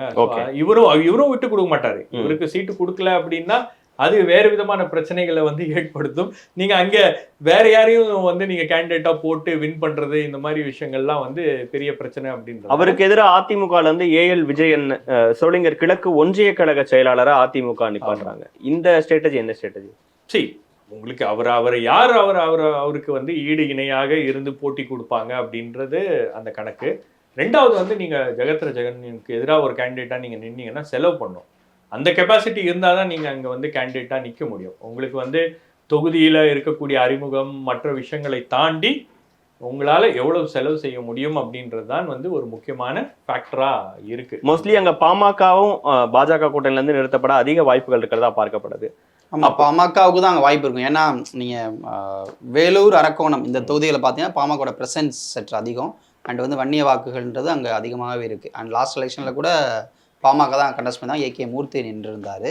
அண்ட் வந்து நீங்கள் இப்போ ஜெகத் ரட்சகன் மாதிரி ஒருத்தரை எதிர்க்கணும்னா நீங்கள் பாமகவை ஃபீல்டு பண்ணுறதான் சரியான மூவாகவும் இருக்கும். ஆனால் ஒரு வெற்றி அளவுக்கு அது இருக்குமான்னா எகெயின் வந்து இங்கே பிரச்சனை என்னென்னா அதிமுகவோடு பாஜக கூட்டணி இல்லைன்றது இன்னொரு இம்பேக்டை ஏற்படுத்தும். அண்ட் வந்து ஜெகத் ரட்சகனை பொறுத்த வரைக்கும் என்னென்னா அங்கே காந்தியோட பையனை நிப்பாட்டுறதுக்கு நிறைய முயற்சிகள் நடந்துச்சு. பட் அதை தாண்டி அவருக்கு சீட் கொடுத்துருக்காங்க. அது ஏன்னா இனிஷியல் டைமில் கதிரானந்த் மீது இருந்த அறுத்து காரணமாக இவர் அங்கே அனுப்பணும், ஏசி சண்முகம் வந்து சற்று வேகமாக வேலை பார்க்குறாரு, மேபி நெகட்டிவாக இருக்குமோன்ற ஒரு தாட்ஸ்லாம் இருந்துச்சு. ஆனால் என்னைக்கு அதிமுக பாஜக கூட்டணி உடஞ்சி வேற மாதிரி போச்சோ அன்னைக்கே திமுக வந்து அப்பா அப்படிலாம் பிரச்சனை இல்லை. இன்னொன்று அதிமுக பாமக கூட்டணி அமைந்திருந்தால் ஓரளவுக்கு எனக்கு தெரிஞ்சு வெள்ளூர்லாம் ஒரு மாற்றம் இருந்திருக்கும். வெள்ளூர் அரக்கோணம்லாம் ஒரு மாற்றம் இருந்திருக்கும். பட் அதிமுக பாமக கூட்டணி அமையல அப்படின்னும் போது ஓரளவுக்கு வந்து கொஞ்சம் ரிலாக்ஸ்டாக தான் வந்து இந்த காலை எடுத்திருக்காங்க. ஸோ பாமக அதிமுக வெர்சஸ் கூட்டணியாக இருந்து வெர்சஸ் ஜெகத் ரட்சகன்னா ஒரு டஃப் ஃபைட் இருந்திருக்கும். பட் இப்போ ஜெகத் ரட்சகன் இஸ் கொஞ்சம் கம்ஃபர்டபுள். அடுத்ததா வேலூர் தொகுதி. முக்கியமாக வேலூர் தொகுதி கதிரானந்த் மேலே சில அதிருப்திகள் இருக்குது, அவர் மாற்றப்பட நிறைய வாய்ப்புகள் இருக்குது அப்படிங்கிற ஒரு விஷயங்கள்லாம் பேசப்பட்டு வந்தது. அந்த வேலூர் தொகுதிக்கு தான் ஜெகத் ரட்சகன் போட்டியிடலாம் வாய்ப்புகள் அதிகம், ஏசி சண்முகத்தை எதிர்த்து ஒரு பணபலம் மிக்க ஒருத்தர் போட்டியிடணும் அப்படிங்கிறதெல்லாம் பேசப்பட்டது. ஆனால் அது எல்லாத்தையும் மீறி மீண்டும் கதிரானந்த் அவர்களுக்கே அங்கே சீட்டு. அது என்ன ஸ்ட்ராட்டஜி? இல்லை, கதிரானந்துக்கு சீட்டு கிடைக்க முக்கிய காரணம் அவருடைய தந்தை துரைமுருகன் தான். அவர் கொடுத்த அழுத்தம் தான் இதை முடிவு பண்ணுச்சு. ஏன்னா துரைமுருகன் அழுத்தம் கொடுக்காமல் அந்த சீட்டை கொடுப்பதற்கு திமுக தலைமை தயாராக இல்லை அப்படின்றது தான் இனிஷியலாக வந்த தகவல்கள். ஏன் அப்படின்னா கதிரானந்த் மீது வழக்கு இருக்கிறது. அதோடு வந்து கதிரானந்த் இந்த டைமில் இந்த எலெக்ஷன் முடிஞ்சதற்கு ரிசல்ட்ஸ் வந்ததற்கு பிறகு இன்னைக்கு வரைக்குமே பெரிய அளவில் வேலூர் தொகுதிக்கு எந்த பங்களிப்பையும் கொடுக்கல அப்படின்றது ஒரு அலிகேஷன் அவர் மேலே. அப்புறம் லாஸ்ட் எலெக்ஷனில் பார்த்தீங்க அப்படின்னா கதிரானந்துக்கு முழுக்க கை கொடுத்தது வாணியம்பாடி தொகுதி. வாணியம்பாடி தொகுதியில் தான் அவர் வந்து ஏசி சண்முகத்தையே பீட் பண்ணுறாரு. ஆனால் அந்த தொகுதிக்கு வந்து இப்போ சமீபத்தில் போகும்பொழுது அங்கே வந்து கதிரானந்துக்கு எதிராக அதிருப்தி இருக்குது. ஸோ அப்படிப்பட்ட விஷயங்களை கால்குலேட் பண்ணி, ஏன்னா அங்கே வந்து சிறுபான்மை ஓட்டு இருக்குது. ஸோ அதெல்லாம் கால்குலேட் பண்ணி தான் வேண்டாம் அப்படின்ற முடிவை திமுக வந்து யோசிச்சாங்க. அண்ட் வந்து சர்வேஸ்லையும் கூட அது ரெஃப்ளெக்ட் ஆச்சு. ஆனால் என்னென்னா துரைமுருகனை பொறுத்த வரைக்கும் எப்படியாவது பையனை கண்டஸ்ட் பண்ண வச்சிடணும், கண்டஸ்ட் பண்ண வச்சுட்டா ஒரு எம்பி பதவி இருக்கும், ஏதாவது வழக்குகள் வந்தால் கூட சமாளிக்க முடியும் அப்படின்றதே அவர் மைண்டில் வச்சுருந்தாரு. அண்ட் அவரும் ஏறக்குறைய அரசியலிருந்து ஓய்வு பெறக்கூடிய ஒரு காலம் வருது. அப்போ அவர் யாரையா ஒருத்தரை கொண்டு வந்து நிப்பாட்ட வேண்டிய கட்டாயமும் இருக்குது. அப்போ எம்பி ஆக்கிட்டிங்கன்னா அடுத்து அவரை வளர்ந்துக்கக்கூடிய வாய்ப்புகள் இருக்குல்ல. ஸோ அந்த அடிப்படையில் தான் அந்த புஷ் கொடுக்கப்பட்டது. வேலூர் இல்லாட்டினா கூட அரக்கோணத்தில் மேபி கதிரானந்த் நின்றுப்பார். ஓகே. ஆனால் அவ்வளோ பெரிய ரிஸ்க் எடுக்க வேணான்னு நினச்சி தான் அங்கேயே கொடுத்துருக்காங்கன்னு நான் பார்க்குறேன். ஷபி, ஸோ வெள்ளூரில் கதிரானந்த் வந்து கடந்த முறை வந்து எலெக்ஷன் 2019 எலெக்ஷனில் பார்த்தீங்கன்னா எலெக்ஷனே வந்து கவுண்டர் பண்ணிட்டாங்க. ஏன்னா பண மூட்டைகள் வந்து பறிமுதல் செய்யப்பட்டுச்சு அப்படின்னு. அதுக்கப்புறம் வந்து அவர் எலெக்ஷன் அன்னைக்கு தான் வந்து ஆர்டிகல் 370 வந்து ரிவோக் பண்ணுறாங்க. ஸோ அன்னைக்கு ரொம்ப அந்த ஓட்டிங் பேட்டர்னே பார்த்தீங்கன்னா மத்தியானத்துக்கு மேலே வந்து வெள்ளூர் தொகுதியில் ஓட்டிங் பேட்டர்ன் வந்து ரொம்ப இன்க்ரீஸ் ஆச்சு. பல சிறுபான்மை மக்கள்லாம் வந்து வெளியே வந்து இந்த ஆர்டிகல் 370 அந்த விஷயத்துக்கு அப்புறம் வந்து ரொம்ப கூடுதலாக மக்கள் வந்து ஓட்டு போட்டாங்க அப்படின்றது ஒரு ஒரு ஒரு ஒரு ஃபேக்டர், ஒரு அப்சர்வ் பண்ண ஒரு ஃபேக்டராக இருந்துச்சு. பட் கதிரானந்தை பொறுத்த வரைக்கும் மனோஜ் சொன்னது மாதிரி அவர் மீது வழக்கு இருக்கிறது. பெருசாக அந்த தொகுதிக்கு அவர் ஒன்றும் பண்ணல. அவருடைய அப்பா திமுகவுடைய பொதுச் செயலாளராக இருக்கார் அப்படின்றதுனால வந்து அவருக்கான அந்த ஸ்பேஸ் அப்படின்றது பார்ட்டியில் இருக்குது. பட் பெரிய அளவுக்கு வந்து அவர் மக்களுடைய ஆதரவையோ அபிமானத்தையோ அவர் பெறவில்லை அப்படின்றது தான் வந்து கள நிலவரம். அவருக்கு ஏன் சீட்டு கொடுத்தாங்க அப்படின்றது புரியல. வேற ஏதாவது டிசர்விங் கேண்டிடேட்டுக்கு கொடுத்துருக்கலாம். மேபி அதுக்கு அடுத்த எலெக்ஷன்ல அவருக்கு வாய்ப்பு கொடுத்துருக்கலாம். கொஞ்சம் நீங்கள் கட்சி வேலையை பாருங்க சார், எம்பியாவே தான் நான் இருப்பேன் அப்படின்றது கிடையாது, நீங்கள் கொஞ்சம் கட்சி வேலையை பாருங்க அப்படின்னு சொல்லியிருக்கலாம். பட் அது ஏன் வந்து திமுக தலைமை சொல்ல அப்படின்றது நமக்கு ஒரு மிகப்பெரிய பின்னாடி என்ன ஸ்ட்ராட்டஜி இருக்குங்கிறத நம்ம பொறுத்து வந்து பார்ப்போம். அடுத்ததா தருமபுரி தொகுதி பாமக மிக வலுவாக இருக்கக்கூடிய தொகுதியா சொல்லப்படுறது. அன்புமணி ராமதாஸ் அவர்களே அங்கிருந்து தான் ஏற்கனவே எம்பியா தேர்ந்தெடுக்கப்பட்டிருக்காரு. இந்த முறையும் மீண்டும் அவரே களமிறங்க வாய்ப்பு அதிகமா இருக்கு. அப்படி இல்லைன்னா அவருடைய மனைவி சௌமியா அவர்கள் களமிறங்க அதிக வாய்ப்பு இருக்கிறதா பார்க்கப்படுது. அந்த இடத்துல போன தடவை ஆப்போசிட்ல டாக்டர் செந்தில்குமார் நின்று ஜெயிச்சாரு. இந்த முறை ஆனா அவருக்கு சீட் மறுக்கப்பட்டு வழக்கறிஞர் மணி அவர்களுக்கு வாய்ப்பு கொடுக்கப்பட்டிருக்கு. இந்த பேட்டில் திமுக வழக்கறிஞர் மணியை இறக்குனதற்கு பின்னாடி என்ன திட்டம் இருக்கு? இல்லைங்க, மணி அல்லது யாராவது ஒருத்தரை தான் திமுக இறக்க போகுது அப்படின்றது தான் முன்னாடி இருந்தே கணிக்கப்பட்ட விஷயங்கள். ஏன் அப்படின்னா செந்தில்குமாரை பொறுத்த வரைக்கும் அவர் ரொம்ப ஆக்டிவாக இருக்கக்கூடிய நபர் தான், நிறைய விஷயங்களை வந்து பண்ணக்கூடிய நபர் தான். பட் ஸ்டில் என்னென்னா அவருக்கே முதல்ல விருப்பம் இல்லாமல் தான் இருந்தது இந்த தொகுதியில் மீண்டும் போட்டியிடணுமா, நம்ம எலெக்ஷன் கண்டஸ்ட் பண்ணணுமா அப்படின்றது. ஆனால் சரி எம்பியாக இருக்கோம், கேட்காம விட்டுறக்கூடாது அப்படின்னு எடுத்து அவர் கேட்கவும் செஞ்சார். அப்புறம் இன்னொன்று என்ன பிரச்சனை அப்படின்னா செந்தில்குமார் கொஞ்சம் அவுட் ஸ்போக்கன், எல்லா விஷயத்தையும் உடனடியாக பேசக்கூடிய நபராக இருந்தார். சில விஷயங்களில் வந்து கட்சியினரே வந்து ஏன் இப்படி பண்ணுறாரு அப்படின்ற லெவலுக்கு சில விஷயங்களை பண்ணிக்கிட்டு இருந்தார். அப்போ அவர்லாம் சீட்டு தராதிங்கப்பா அப்படின்ற ரேஞ்சில் தான் அவர் அணுக ஆரம்பித்தாங்க. ஸோ அப்போவே வந்து இந்த தொகுதி மாற்றப்படுமோ அப்படின்ற ஒரு விஷயம் இருந்தது. அப்புறம் திமுக வந்து இங்கெல்லாம் நம்ம வந்து கொஞ்சம் எச்சரிக்கையாக இருக்கணும் அப்படின்னு சொல்லி பார்த்த ஒரு தொகுதியாக தருமபுரி இருந்துச்சு. அதாவது செயல்பாடு மட்டும் காரணம் இல்லை, இன்க்ளூடிங் அலையன்ஸோட விஷயங்களும் காரணம். அப்படி ரெண்டுமே இருந்தது. ஆனால் இப்போ என்னென்னா பாஜக பாமக சேர்ந்துருக்காங்க, அதிமுக தேமுதிக சேர்ந்துருக்கு. அது மாதிரி ஓரளவுக்கு இது வந்து 2014 பேட்டில் மாதிரி இருக்குது. 2014 அன்புமணி அங்கே ஜெயிச்சிருந்தார். அப்போ வந்து பாஜகவும் பாமகவும் தேமுதிகவும் அலையன்ஸ் இருந்தாங்க. இப்போ தேமுதிக மட்டும் இல்லை. பட் ஹவவர் வடக்கு மண்டலத்தில் தேமுதிகவுக்கும் ஓரளவுக்கு ஓட்டு வங்கின்றது இருக்கிறது. அதனாலதான் ராமதாஸ் அவர்களே விஜயகாந்தை பார்த்து சற்று அச்சப்பட்டார் ஒரு காலத்துல. ஸோ அந்த வாக்குகளும் வந்து கண்டிப்பாக இந்த அலையன்ஸ் ஒருவேளை இருந்திருந்தா நல்லா ஹெல்ப் பண்ணியிருக்கும். ஸோ இப்போ செந்தில்குமார் இல்லாத பொழுது மணி அங்கே நிற்கும் பொழுது ஏன் அவருக்கு ஓரளவுக்கு எட்ஜ் இருக்கலாம் அப்படின்னு பார்த்தோம் அப்படின்னா பாமகவும் பாஜகவும் நிற்கிறாங்க, தேமுதிக இல்லை. தேமுதிகவும் அதிமுகவும் நிற்கிறாங்க, அந்த குழுவில் பாமக இல்லை. அப்போ ரெண்டு பேருமே ஆட்டோமேட்டிக்காக அங்கே பெரும்பான்மையாக இருக்கக்கூடிய அந்த சமூக வாக்குகளை ஆட்டோமேட்டிக்காக பிரிக்க ஆரம்பிச்சிருவாங்க.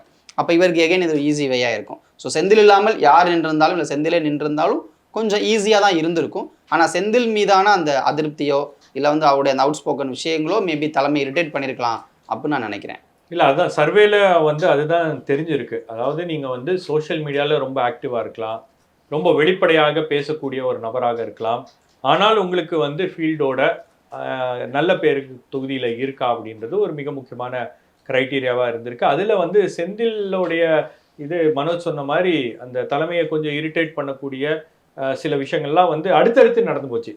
திடீர்னு அவர் ஏதோ ஒன்று ட்வீட் பண்ணுவார், திடீரென்று ஒரு சில விஷயங்களை வந்து அவர் வெளிப்படையாக பேசிடுவார் அப்படின்னும் போது அதெல்லாம் வந்து ஒரு திமுக மாதிரியான ஒரு கட்சியில் அதற்கான ஸ்பேஸ்லாம் வந்து இன்னும் பெரிய அளவுக்கு அந்த அளவுக்கு ஒரு டெமோக்ராட்டிக் ஃபோரமாக வந்து இல்லை. ஸோ அதனால் உங்களுக்கு செந்திலோடைய ரீநாமினேஷன் அப்படின்றது ஒரு பிரச்சனையாக மாறி இருக்கிறது. பட் 2019 அந்த ஓட் இது பார்த்தீங்கன்னா பர்சன்டேஜ் பார்த்தீங்கன்னா உங்களுக்கு வந்து ஒரு செந்தில் ஜெயிச்சது வந்து 47% ஓட்டில், அதே போல அன்புமணி ராமதாஸ்க்கு 41% ஓட்டு இருக்கு. அது அதிமுக கூட்டணியோட, அதிமுக பாஜக இவங்க கூட்டணியோட. பட் உங்களுக்கு இந்த வாட்டி எப்படி இருக்கும் அப்படின்றத நம்ம பார்க்கணும். ஏன்னா உங்களுக்கு அதிமுக இல்லை அப்படின்னும் போது அதிமுக ஓட்டுகளை கணிசமான அளவு வாக்குகளை அதிமுகவும் தேமுதிகவும் பிரிப்பாங்க. பட் டிஎம்டிகேவுடைய ஓட் ஷேர் வந்து கொஞ்சம் சரிந்து இருக்கிறது. அதுவும் தர்மபுரியை பொறுத்த வரைக்கும் உங்களுக்கு கடந்த 2021 அவங்களுக்கு போலான ஓட் பார்த்தீங்கன்னா ஒரு 7000 ஓட் தான் வந்து அந்த பகுதியில் ஒரு சில பகுதிகளில் வந்து போலாயிருக்கு. ஸோ அது ஒரு ஒரு பிரச்சனையாக இருக்கிறது. திருவண்ணாமலை மீண்டும் CN அண்ணாதுரை அவர்களே களமிறங்குறாரு. இளைஞர் அணியை சேர்ந்தவங்களுக்கு வாய்ப்பு கொடுக்கணும்னு யோசிச்சதில்ல அவரும் ஒருத்தர். அவர் மேலேயும் ஒரு நல்ல எண்ணம் தான் இருந்தது, பெரிய அதிருப்திகள் இல்லை அப்படின்லாம் சொல்லப்பட்டது. மீண்டும் அவரே களமிறங்கப்படுறாரு. எந்த அதிருப்தி இல்லை, நல்லா செயல்பட்டுருக்காருங்கிறதா மீண்டும் சீட் கொடுக்க காரணமா, இல்ல ஆப்போசிட்ல நிக்கிறவங்க எல்லாத்தையும் யோசிச்சு என்ன டெசிஷன் எடுத்துருக்காங்க? இல்ல CN அண்ணாதுரை இளைஞர் அணியில கொஞ்சம் உதய நெருக்கமானவர் அப்படின்றதையும் தாண்டி ஏவாவேலுக்கு நெருக்கமானவர் தான். நீங்க திருவண்ணாமலைக்குள்ள நீங்க நுழையணும் அப்படின்னா ஒரு தனி பாஸ்போர்ட் வாங்கிட்டு அதுல ஒரு விசா வாங்கிட்டு தான் நீங்க போகணும். ஏன்னா கோவை முதல்வர் மாதிரி இருக்கு, கோவை சீஃப் மினிஸ்டர் மாதிரி அவர் வந்து திருவண்ணாமலை சீஃப் மினிஸ்டர். ஸோ திருவண்ணாமலையில ஏவாவேலு வந்து சொல்கின்றவர் தான் கேண்டிடேட். ஏவாவேலு ஆதரவு பெற்ற கேண்டிடேட்டா இருந்தா மட்டும்தான் நீங்க திருவண்ணாமலையில எலெக்ஷன்ல நின்று ஜெயிக்கக்கூடிய வாய்ப்பு இருக்கு. நீங்க கட்சியிலேயே நிர்வாகியாக கூட இருக்க முடியும். நீங்க உங்களுக்கு என்ன வேணா கனெக்ஷன் இருக்கலாம், ஆனால் உங்களுக்கு ஏவாவேலுடைய ஆதரவு இல்லை அப்படின்னும் போது அது கொஞ்சம் கஷ்டம். பட் இந்த வாட்டி எனக்கு ஆக்சுவலா நிறைய ஃபீட்பேக் என்னன்னா, ஏவாவேலு வந்து இந்த ஃப்ளட்டு டைம்ல வந்து ரொம்ப கடுமையா வேலை பார்த்துருக்காரு. அவரு வந்து பல கூட்டணி கட்சி தலைவர்களே அதை என்கிட்ட சொல்லியிருக்காங்க, அவர் நாங்கள் இப்படி வேலை பார்க்குறாரு அப்படின்னு. ஸோ அதெல்லாம் வந்து ஒரு சில விஷயங்கள் அவர்கிட்ட இருக்கு. இன்னும் வந்து ஃபீல்டில் ரொம்ப ஆக்டிவாக இருக்கக்கூடிய ஒரு திருவண்ணாமலையை தாண்டி எல்லா மாவட்டங்களையும் திமுக ஆட்கள் இருக்காங்க. அது இன்னொரு முக்கியமான விஷயம். ஏவாவேலுவால் கோயம்புத்தூர் அரசியலை கூட தீர்மானிக்கக்கூடிய அளவுக்கான விஷயங்கள் இருக்கிறது. சமீபத்தின ரைடுகள் அதுக்கு உதாரணம். ஸோ அந்த அளவுக்கு முக்கியமான நபர். அண்ட் வந்து ஆனால் அவருடைய மகனுக்கு சீட்டு வாங்குறதுல சில முயற்சிகள் நடந்துச்சு. கள்ளக்குறிச்சியை ட்ரை பண்ணாங்க, திருவண்ணாமலையை ட்ரை பண்ணாங்க, ஆரணியை ட்ரை பண்ணாங்க, இந்த 3 இடங்களையும் ட்ரை பண்ணாங்க. பட் ஏவாவேலு இவ்வளோ ஆக்டிவாக இருக்கும் பொழுது கொண்டு வர்றது சரியாக இருக்காது அப்படின்ற எண்ணத்தில் அது தவிர்க்கப்பட்டதா ஒரு விஷயமும் இருக்கிறது. ஓகே, அடுத்ததா கள்ளக்குறிச்சி தொகுதி ரொம்ப முக்கியமான தொகுதி. காரணம், பொன்முடி அவர்களின் மகன் போட்டியிட்டு வென்ற தொகுதி. அந்த தொகுதி இந்த முறை பொன்முடி அவரின் மகன் கௌதம சிகாமணிக்கு வாய்ப்பு கொடுக்கப்படல. அதுக்கு பதிலாக மலையரசன் அப்படிங்கிறவங்களுக்கு வாய்ப்பு கொடுக்கப்பட்டிருக்கு. இந்த மலையரசன் யார், அவரோட பின்னணி என்ன, ஏன் பொன்முடி மகனுக்கு வாய்ப்பு வழங்கப்படவில்லை? கொடுக்கலன்னா கொடுக்கல பாஸ், விட்டுருங்களேன். கொடுக்கல இல்ல அந்த அந்த கேஸ் கௌதம் சிகாமணிக்கு சின்ன குழப்பம் இருக்கு. சரி, கௌதம் சிகாமணிக்கு கொடுக்காததுக்கு பின்னாடி சில காரணங்கள் இருக்கு. அவருக்கு வந்து என்னன்னா, பொன்முடி மீதான வழக்கு, அவர் குற்றவாளி என்ற தீர்ப்பு, இதற்கு பிறகு திருக்கோவிலூரில் கௌதம் சிகாமணி நிறுத்தலாம் அப்படின்றதான் இனிஷியலி ஐடியாவாக இருந்துச்சு. அப்போ அவருமே அதுக்கான வேலைகளில் தான் ஆரம்ப கட்டத்தில் இருந்தார். அப்போ தான் கள்ளக்குறிச்சிக்கு வேறு ஒரு வேட்பாளரை நிறுத்தலாம் அப்படின்னு சொல்லிட்டு பொன்முடிக்கு யார் ஆதரவாக இருப்பாங்க அப்படின்னு பார்த்து யாரோ ஒருத்தரை ஃபைனலைஸ் பண்ணுறாங்க. ஸோ மலையரசனுக்கும் பொன்முடிக்குமான டேர்ம்ஸே நல்ல டேர்ம்ஸ் தான். ஸோ அப்படின்றப்போ ஒருத்தரை ஃபைன் பண்ணுறாங்க. ஆனால் என்னென்னா, சமீபத்திய உச்சநீதிமன்ற தீர்ப்பு வந்து எகைன் ஒரு குழப்பத்தை உருவாக்குது. என்னடா திடீர்னு நம்ம திருக்கோவிலுக்காக ஒர்க் பண்ண ட்ரை பண்ணிட்டு இருந்தோம், இப்போ எகைன் கள்ளக்குறிச்சி எலெக்ஷன் வருதே, அங்கே எப்படி அப்படின்ற ஒரு அந்த குழப்பத்தில் தான் இந்த சீட்டு குழப்பமே ஒரு மாதிரி ஆயிருக்கும்னு நினைக்கிறேன். அதில் தான் மலையரசனுக்கு கொடுக்கப்பட்ட கௌதம சிகாமணி மேல இடி கேஸ் அந்த விஷயங்களாமும் இருக்கு. இந்த கேண்டிடேட் லிஸ்ட்லயே உங்களுக்கு பார்த்தீங்கன்னா ஒரு கிரைட்டீரியா என்னவாக இருந்துச்சுன்னா, எந்த ஃபினான்ஷியல் டிஸ்பியூட்டோ அல்லது ஒரு ஃபினான்ஷியல் இஷ்யூஸில் அவர் மீது எஃப்ஐஆரோ அல்லது ஒரு இடி வழக்கோ ஒரு இன்கம் டேக்ஸ் என்கொயரியோ இதெல்லாம் வந்து இருக்கக்கூடாது அப்படின்றதும் வந்து ஒரு மிக முக்கியமான ஃபேக்டராக இருக்குது. அதையும் வந்து பெண் வந்து ரிசர்ச் பண்ணியிருக்காங்க. ஒவ்வொரு கேண்டிடேட்டுடைய பேக்ரவுண்ட்லையும் பார்க்கும்போது அவர்கள் மீது இருக்கக்கூடிய வழக்குகள் இதெல்லாமே வந்து ஒரு மிக முக்கியமான விஷயமா இருக்குது. அதனால தான் உங்களுக்கு வந்து கோயம்புத்தூரை பொறுத்த வரைக்கும் மகேந்திரனுக்கு சீட்டு கிடைக்காம போனதுக்கும் அதுக்கு ஒரு காரணம், அவர் மீது வந்து ஒரு இன்கொயரி மாதிரி இருக்கு. அதே போல நிறைய பேர் வந்து நாமினேட் ஆகணும் அப்படின்னு சொல்லிட்டு அவங்க நாமினேஷன் ஃபைல் பண்ணியிருக்காங்க. பட் இந்த ஒரு கிரைட்டீரியாவில் இருந்ததுனால ஒரு இடி இன்கம் டேக்ஸ் இந்த மாதிரி கேசஸ்லாம் இருக்கும்போது அது ஒரு பிரச்சனையாக மாறும் அப்படின்றதும் வந்து ஒரு முக்கியமான விஷயமாக இருக்கிறது. ஓகே, அடுத்து சேலம் எடப்பாடி பழனிசாமியின் சொந்த தொகுதி. எடப்பாடி பழனிசாமி அது அதிமுகவின் கோட்டையா அதை மாத்திருக்காரு. கடந்த 5 வருஷம் சிஎம்ஆ இருந்தபோது பல்வேறு முன்னேற்றங்களை பண்ணியிருக்காரு. ஸோ சேலம் தொகுதியில எப்படியாவது மற்ற எந்த இடங்கள்ல தோத்தாலும் அந்த இடத்துல ஜெயிச்சிருங்கிறதுல ரொம்ப தீவிரமா இருக்காருன்னு சொல்லப்பட்டது. அங்க எடப்பாடி பழனிசாமிக்கு அரசியல் சீனியர் செல்வ கணபதியை களமிறக்கியிருக்காங்க. இல்லை, அது எதிர்பார்த்தது தானே. இப்போ அவர் வந்து டிஸ்குவாலிஃபைடாக இருந்தார். அவருடைய ஜட்மெண்ட் வந்து ஓவர் டர்ன் ஆனதுக்கப்புறம் அவருக்கு மீண்டும் வாய்ப்பு கொடுக்க வேண்டும் அப்படின்றதுல திமுக தலைமையே வந்து ரொம்ப இதுவாக இருந்துச்சு. ஏன்னா அவரை வந்து ஆக்சுவலாக பார்த்தீங்கன்னா உங்களுக்கு 2021 தேர்தலில் அவர் ரொம்ப கடுமையாக வந்து சேலம் மற்ற பகுதிகளெலாம் வந்து திமுகவுக்காக வேலை பார்த்துருக்காரு. அவர் தான் வந்து பொறுப்பாளராக இருந்தார் நினைக்கிறேன். அவரும் வந்து இல்லை, அவரு மலைச்சாமி முத்துசாமி சாரி 2021 தேர்தலில் செல்வ கணபதி, அதுக்கப்புறம் முத்துசாமி இவங்கெல்லாம் வந்து அந்த கொங்கு பகுதியில் ஒரு மிக முக்கியமான ரோலை வந்து ப்ளே பண்ணிட்டு இருந்தாங்க. அதனால வந்து அவருக்கு ஒரு வாய்ப்பு இருக்கு. பிளஸ் தொகுதிக்கு அறிமுகமான ஒரு நபர் திமுகவே விரும்புது. And he is a very good parliamentarian அப்படின்வாங்க. Because his debating skills are good. அவர் வந்து இங்கிலீஷ் பேசுறது, ஆங்கில புலமை, இந்த விஷயங்கள்லாம் வந்து ரொம்பவே நல்லா இருக்கு அப்படின்னும் போது அவரை மாதிரி ஒரு ஆளை வந்து நம்ம கொண்டு வரணும். அதிமுகவை பொறுத்த வரைக்கும் பி விக்னேஷ் கழக புரட்சி தலைவி பேரவை துணை செயலாளராக இருக்கக்கூடிய விக்னேஷ்ங்கிறவரை சேலத்துல களமிறக்குறாங்க. எடப்பாடி பழனிசாமியின் ஊர்ல களமிறக்குறாங்க. இங்க செல்வ கணபதி களமிறங்குறாங்க. இது எப்படி பேட்டில் இருக்கும்? இல்லை, விக்னேஷ் வந்து அதிமுக அம்மா பேரவையில் துணை செயலாளர் இருக்காரு. அதோட வந்து ஓமலூர் எம்எல்ஏவோட உறவினர் கூட, மணியோட உறவினர் கூட. அண்ட் வந்து அதிமுக சேலமில் பார்த்தீங்கன்னா ஆல்மோஸ்ட் எல்லா ஒரு தொகுதியை தாண்டி மற்ற எல்லா அசம்பிளி கான்ஸ்டுவன்சிஸ்லையும் அதிமுக தான் இப்போ எம்எல்ஏஸ் ஆகிருக்கிறாங்க. அப்படின்றப்ப யாரை நிப்பாட்டினாலும் ஓரளவுக்கு நல்ல வாக்குகளை வாங்க முடியும் நம்பிக்கை அவங்களுக்கு இருக்குது. அந்த அடிப்படையில் அந்த முடிவை அவங்க எடுத்திருக்காங்கன்னு பார்க்குறேன். அண்ட் விக்னேஷுக்கு ஃபஸ்ட் டைம் எலெக்ஷனில் நிற்கிறார். ரொம்ப யங்ஸ்டர் வேறு. ஒரு பக்கம் பெரும் சீனியர், இன்னொரு பக்கம் ஃபஸ்ட் டைம். ஆமாம், ஒரு யங் முகம்ன்றப்போ உங்களுக்கு சின்ன பேட்டில் கொஞ்சம் இன்ட்ரெஸ்டிங்காக இருக்குன்ற மாதிரி கூட நினச்சிருக்கலாம். அப்புறம் வந்து இன்னொன்று என்னென்னா, அதிமுகவில் இப்போ நீங்கள் செம்மலை தான் நிப்பாட்டணும், பட் செம்மலை வேண்டான்னு சொல்லி ராஜ்யசபா இருக்காரு ராஜ்யசபாக்காக. ஸோ அப்போ வந்து நீங்கள் வேற வேட்பாளர்களை தேடணுன்றப்போ கொஞ்சம் ஆர்வமாக இருக்கக்கூடிய ஒருத்தருக்கு கொடுக்குறது தப்பு இல்லைன்னு பார்க்குறாங்க. மணியோட சிபாரிசு அதிகமாக இருந்ததாக பார்க்கப்படுகிறது. ஆனால் வந்து என்னென்னா, செல்வ கணபதி மாதிரியான ஒருத்தர் திமுக உள்ளே கொண்டு வரும் பொழுதே நல்ல ஒரு பொறுப்பு தருவம் தான் கொண்டு வந்தாங்க. ஆனால் அந்த சுடுகாட்டு கூரை ஊழல் தான் அவரை கொஞ்சம் தடுத்தே வைத்திருந்தது, எலக்ட்ரல் பாலிடிக்ஸ்குள்ளே வரவிடாமல். இப்போ எதுவுமே இல்லை, எல்லாத்தையும் விட்டுட்டு ஃப்ரீ ஆகிட்டார் அவர். ஸோ இதில் சீட்டு கொடுத்து அவரை அடுத்த கடத்துக்கு எடுத்துகிட்டு போகணும்னு நினைக்கிறாங்க. ஓகே, அடுத்து ஈரோடு தொகுதி. அதுவும் திமுக ரொம்ப முக்கியமாக பார்க்குற தொகுதி. அந்த இடத்துல KE பிரகாஷ் அவர்கள் வேட்பாளராக களமிறங்குறாரு. அவரும் இளைஞர் அணியில் துணை செயலாளராக இருக்காரு. இளைஞர் அணிக்கு வாய்ப்பு கொடுக்கணும்னு வெளிப்படையாக உதயநிதி ஸ்டாலின் அவர்கள் கேட்டு அது செய்யப்படுங்கிற சில விஷயங்களும் நடந்ததை பார்க்க முடிஞ்சது. உதயநிதி அவர்களோட சப்போர்ட்டர் அவர் உள்ள வராரு, அப்படிதான் பார்க்கணுமா இல்லை வேற ஏதாவது பின்னணியில் இருக்கு? இந்த தொகுதியில தான் உதயநிதி கோட்டால வந்திருக்கக்கூடிய ஒரே கேண்டிடேட் வந்து இவர் தான். இளைஞர் அணிக்கான அந்த கோட்டா அப்படின்றது ஒன்று இருக்கு இல்லையா, அதில் வந்திருக்கக்கூடிய தேர்வு பெற்றிருக்கக்கூடிய ஒரே கேண்டிடேட் வந்து ஈரோடு பிரபாகர். அண்ணாதுரைலாம் இளைஞர் அணியில இருந்தாலும் அவர் வந்து அவரு ஏவாவேலு. ஓகே, அது வேற கோட்டால வரும்.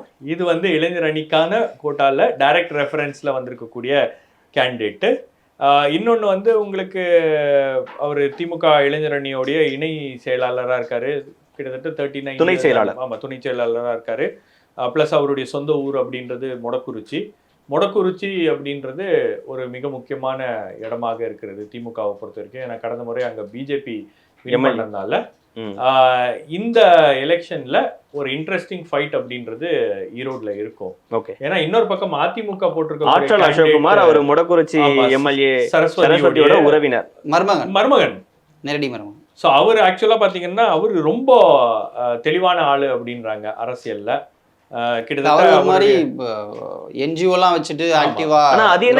கட்சியில சேர்ந்து ஒரு 3-4 மாசம் தான் ஆகுது. ஆனா அவங்களுக்கு வந்து ஒரு எம்பி சீட் அளவுக்கு அதிமுக கொடுக்கப்படுதுங்கிறது ஸ்ட்ராட்டஜியா இல்ல? அவர் பாஜக இருந்தாரு, பாஜக ஓபிசி அணியில இருந்தாரு. அங்க இருந்து இங்க தாவும் பொழுதே அவருக்கு சொன்னது என்னன்னா, வாங்க எம்பி சீட் தரேன் அப்படின்றதான் டீலே. ஸோ அந்த வகையில தான் அதை கொடுத்ததா நான் பாக்குறேன். அண்ட் அவரும் கொஞ்சம் பாஜக இருந்த போதே கூட அந்த என்ஜிஓ ஆக்டிவிட்டிஸ்ல நிறைய இருந்தார். அண்ட் வந்து கொஞ்சம் பொருளாதார வலிமை மிக்க வேட்பாளரும். இந்த என்ஜிஓ ஆக்டிவிட்டீஸ்க்கான காரணம் என்னன்னா, ஒரு எஜுகேஷன் அப்படின்ற அந்த பேக்ரவுண்ட்ல இருந்து இப்போ இந்தியன் பப்ளிக் ஸ்கூல்லாம் வந்து அவருடைய ஸ்கூல் தான். அதுக்கப்புறம் வந்து உங்களுக்கு எக்ஸ் எம்பியோடைய ஃபேமிலி, அவங்களும் இப்போ பிஜேபியில் இருக்காங்களா என்னன்னு தெரியல. பட் அவங்க அதிமுகவில் இருந்திருக்காங்க, அதுக்கப்புறம் டிஎம்சியில் இருந்திருக்காங்க. ஸோ ஒரு பொலிட்டிக்கல் ஃபேமிலியிலேருந்து வந்தவர் அப்படின்றதுனால அவருக்கு வந்து எம்பி எப்படியாச்சும் ஆயிடணும் அப்படின்றது தான் வந்து ஒரு இலக்காக இருக்கிறது. ஸோ அதை ஒட்டி தான் வந்து அவருக்கு பாஜகவில் இருந்தான்னா எம்பி பதவி கிடைக்குமா இல்லையா அப்படின்றது ஒரு கேள்விக்குறி. அதனால அவர் வந்து அதிமுக பக்கம் போனோடனே இது இன்னொன்று செலவு பண்ணுவார். ஓகே, நீங்க ஈரோடுல செலவு பண்ணும் இந்த தேர்தலில். ஸோ செலவு ஈரோடு கிழக்கே பார்த்தோம்ல. ஆமா, ஈரோடு கிழக்கே நம்ம பார்த்தோம். ஈரோடு எந்த அளவுக்கு எதிர்பார்ப்பாங்கிறதெல்லாம். ஆமா, இப்போ அந்த அது வேற செந்தில் பாலாஜி, தேங்க்ஸ் டு செந்தில் பாலாஜி சொல்லணும். அந்த டிமாண்ட் எல்லாம் வந்து இன்னும் ஏற்றி மேலே வச்சிருக்காரு. இப்போ திமுக 3 அமைச்சர்கள் இறக்குவாங்க. இப்போ சாமிநாதன் இருக்காரு, முத்துசாமி இருக்காரு, கைல்வெளி இருக்காங்க. 3 பேரும் அந்த தொகுதிக்குள்ள தான். இப்போ அங்கே டென்ட் போட்டு உள்ள உட்கார வைப்பாங்களா இல்ல பில்டிங் கட்டியே வந்து கல்யாண மண்டபம் மாதிரி கட்டி? அது இடைத்தேர்தலுக்கு தான் அந்த ஸ்ட்ராட்டஜி, இதுக்கு வேற ஏதாவது ஸ்ட்ராட்டஜி? பொது தேர்தலுக்கு வேற ஸ்ட்ராட்டஜி தான் இருக்கும். முக்கியமான தொகுதி ஆராசா அவர்களின் நீலகிரி தொகுதி. மீண்டும் ஆராசா அவர்களே களமிறங்குறாரு. மேபி பாஜகலேருந்து எல்முருகன் அவர்கள் களமிறக்கப்படலாம் அப்படின்னு எதிர்பார்க்கப்படுது. அந்த தொகுதி எப்படி இருக்கும்னு நினைக்கிறீங்க? இல்லை, அண்ணாமலை வந்து நாங்கள் எழுதி வச்சுக்கோங்கன்னு சொல்லி எல்லார்ட்டையும் எழுத சொன்ன தொகுதி ஒன்று. அது கண்டிப்பாக நம்ம பார்க்கணும். நீலகிரியில் வென்றுருவாங்கன்னு ரொம்ப தீர்க்கமாக இருக்காங்க. ஆனால் ஆராசா அங்கே போட்டி போகிறது ஒரு நல்ல ஸ்ட்ராட்டஜி தான். ஏன் அப்படின்னா அந்த தொகுதியில் வந்து ஆராசாவுக்கு எதிராக நிறைய விஷயங்கள் நடந்தது. ஏர்போர்ட்லேயே வச்சு ஆராசாவை மடக்குன விஷயங்கள்லாம் நடந்துச்சு. அதையும் தாண்டி அவர் நிற்கிறாருன்னா ஒரு தைரியம் ரொம்ப முக்கியம். நான் பார்க்கணும். அப்புறம் தேயிலை தோட்ட தொழிலாளர்கள்ட்ட பிஜேபி சில விஷயங்கள் நடத்தினது எல்லாமே பார்க்க முடிஞ்சது. ஏன்னா இப்போ ஆராசா வந்து என்னென்னா மோரார்லெஸ் அவர் டெல்லியிலேயே பாலிடிக்ஸ் பண்ணக்கூடியவா இருந்த சமயங்களில் நீலகிரியை பாஜக தேர்ந்தெடுத்து ஒர்க் பண்ணுச்சு. குறிப்பாக எல்முருகன் வந்து 21 அந்த 4 பேரை எம்எல்ஏ ஆக்குனதுக்கு பிறகு தன்னால் லோக்சபா சீட்டில் இருந்து எம்பி ஆட முடியும்னு நம்பினார். அதனால அந்த தொகுதியை அவர் தேர்ந்தெடுத்து ஒர்க் பண்ணிக்கிட்டே இருந்தார் கண்டினியூஸாக. ஆனால் என்னென்னா எகெயின் வந்து அதிமுக கூட்டணி உடைஞ்சப்போ அவர் நம்பிக்கையும் உடஞ்சி போச்சு. அந்த ஒரு குழுவில் அவரும் ஒருத்தராக இருந்தார். நம்ம நின்னா ஜெயிச்சிடலான்ற அந்த குழுவில். ஸோ இப்போ வந்து பார்த்தீங்கன்னா எகெயின் அங்கே நீலகிரி வந்து ஒரு சில இடங்களில் பாஜக தாங்கள் ஒர்க் பண்ணி சில ஓட்ஸை கொண்டு வந்திருந்தாலும் கூட அதிமுகவுக்கான ஓட்டும் அங்கே இருக்குது. ஸோ அந்த ஓட்டுகள் பிரியும் பொழுது அங்கே பாஜகவால் பெரிய அளவில் நிற்க முடியுமான்னு தெரியல. பட் ஆராசாவுக்கு எகெயின் இது ஒரு ஈஸி வின்னாக தான் இருக்குன்னு நினைக்கிறேன். ஓகே, இல்லை ஒரு 4 கார்னர் கண்டெஸ்ட்டில் உங்களுக்கு வந்து அந்த தொகுதியை வந்து ஈஸியாக திமுகவால் இது பண்ணிட முடியும். ஏன்னா அவங்களுடைய ஓட் அப்படின்றது இன்டாக்டாக இருக்குது. கிட்டத்தட்ட ஒரு 50% ஓட் அந்த என்டையர் அலையன்ஸுக்கு இருக்குது அப்படின்னும் போது அந்த ஃபுல் ஸ்ட்ரென்த்தோடு தான் அவங்க வந்து இந்த தேர்தல் களத்துக்கு போகிறாங்க. நீங்கள் அதிமுகவை பொறுத்த வரைக்கும் அதிமுக தனியாக போகுது, பாமக பிஜேபி தனியாக போகுது. பெரிய அளவுக்கு உங்களுக்கு வந்து இல்லை. பிஜேபியும் வந்து ஒரு சில பாக்கெட்ஸில் தான் அவங்களால வந்து அந்த போலிங் அப்படின்றத பண்ண முடியும். அதுவும் முழுமையாக வருமா அப்படின்றது தெரியல. ஸோ முதல்ல வந்து ஒரு சின்ன ஒரு தயக்கம் அப்படின்றது இருந்துச்சு. மீண்டும் ராசாவுக்கே அங்கே கொடுக்கலாமா, சரியா இருக்கா இல்லையா அப்படின்னு. பட் ஏ ராஜா வந்து நிறைய விஷயங்கள் ஆக்சுவலாக கொங்கு பகுதியில் நிறைய விஷயங்களுக்காக அவரும் வந்து தன்னுடைய இதை வந்து இன்ஃப்ளூயன்ஸை வந்து பயன்படுத்துகிறாரு. சில கேண்டிடேட்ஸுக்கெலாம் அவரே ரெஃபரன்ஸ்லாம் கொடுத்துருக்காரு. இந்த கேண்டிடேட் இங்கே நின்னா சரியாக இருக்கும், இவருக்கு சீட்டு கொடுங்க. குறிப்பாக டாக்டர் கோகுல் கோயம்புத்தூரில் அவருக்கு ஆராசா தரப்புலேருந்து ஒரு பெரிய ரெக்கமெண்டேஷன் அப்படின்றது வந்திருக்கு. அவரை கேண்டிடேட்டாக போடணும் அப்படின்ற ஒரு விருப்பம் அப்படின்றத அவரும் தெரிவிச்சிருக்காரு. பட் தலைமை அதை வேறு விதமாக முடிவெடுத்து இருக்கிறது. பட் ராசாவுடைய அந்த மீண்டும் வந்து அவர் அங்கே நிற்கிறது அந்த திமுகவுடைய கான்ஃபிடென்ஸை காமிக்குது அப்படின்னு பார்க்குறேன். அடுத்து முக்கியமான தொகுதி கோவை.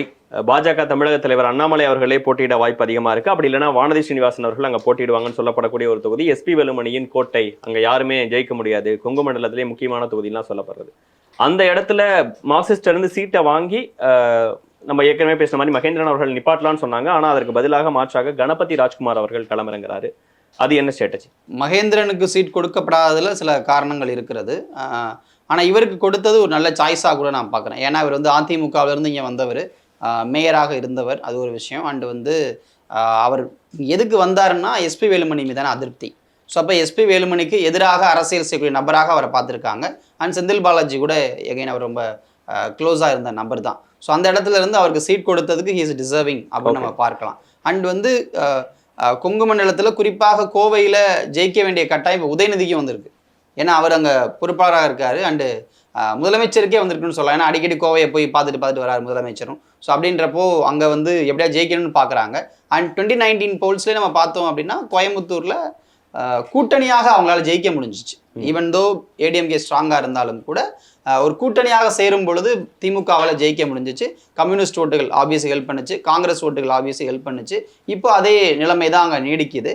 அண்ட் எகைன் வந்து இந்த நம்ம சொன்ன மாதிரி அந்த 3 கார்னர் 4 கார்னர் ஃபைட்ல வந்து கொஞ்சம் நல்லா இருக்கு. பொள்ளாச்சியில ஏன் வேட்பாளர் மாற்றாங்க? ஈஸ்வரசாமிங்கிறவருக்கு கேண்டிடேட் மறுபடியும் நிப்பாட்டுறாங்க அவங்க, அதுக்கான காரணம் என்ன?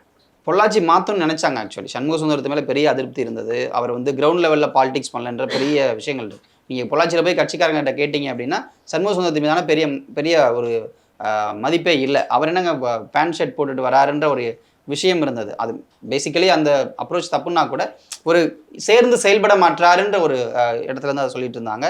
கண்டிப்பாக சீட் தர மாட்டாருன்றதான் பொள்ளாச்சி திமுக நிர்வாகிகள் உறுதியாக நம்பின விஷயம். அதை தலைமை மதிச்சிருக்கு அப்படின்னு கூட நம்ம பார்க்கலாம். அவர் ஈஸ்வரசாமி கூட வந்து ஓரளவுக்கு உங்களுக்கு அந்த பகுதியில் ஒரு பிரபலமாக இருக்கக்கூடிய நபர். அவர் டிவிஎஸ் உடைய டிஸ்ட்ரிபியூட்டர்லாம் இருந்திருக்காரு. ப்ளஸ் உங்களுக்கு வந்து மடத்துக்குளம் ஒன்றியத்துக்கு அவர் சொந்த செலவில் அந்த 11 ஊராட்சிகளுக்கெல்லாம் வந்து நிறைய நலத்திட்டங்கள்லாம் பண்ணியிருக்காரு. அந்த தொகுதிக்கு அறிமுகமான ஒரு நபர், அதாவது மதிக்கப்படக்கூடிய ஒரு பிஸ்னஸ்மேனாக இருந்து கட்சியில் இருந்தாங்கன்னா எப்படி இருப்பாங்களோ அதே அளவில் இருக்காங்க. ஒன்றியத்தில் இருக்கக்கூடிய நபர்கள் அப்படின்றதுனால உங்களுக்கு திமுகவில் வெறும் வந்து அமைச்சர்களுக்கோ முன்னாள் அமைச்சர்களுக்கோ அல்லது மாவட்ட செயலாளர்களுக்கோ அவங்களுடைய குடும்பத்தினருக்கு மட்டும்தான் பதவி கொடுக்குறோம் இல்லை. அடிமட்டத்தில் ஒரு 15 வருஷமா 20 வருஷமா எல்லாம் கட்சிக்காக உழைக்கக்கூடியவர்களுக்கெல்லாம் நாங்கள் வந்து சீட் கொடுக்குறோம் அப்படின்ற ஒரு மெசேஜை கன்வே பண்ணுறதுக்காக அவருக்கு வந்து சீட் கொடுத்துருக்காங்க.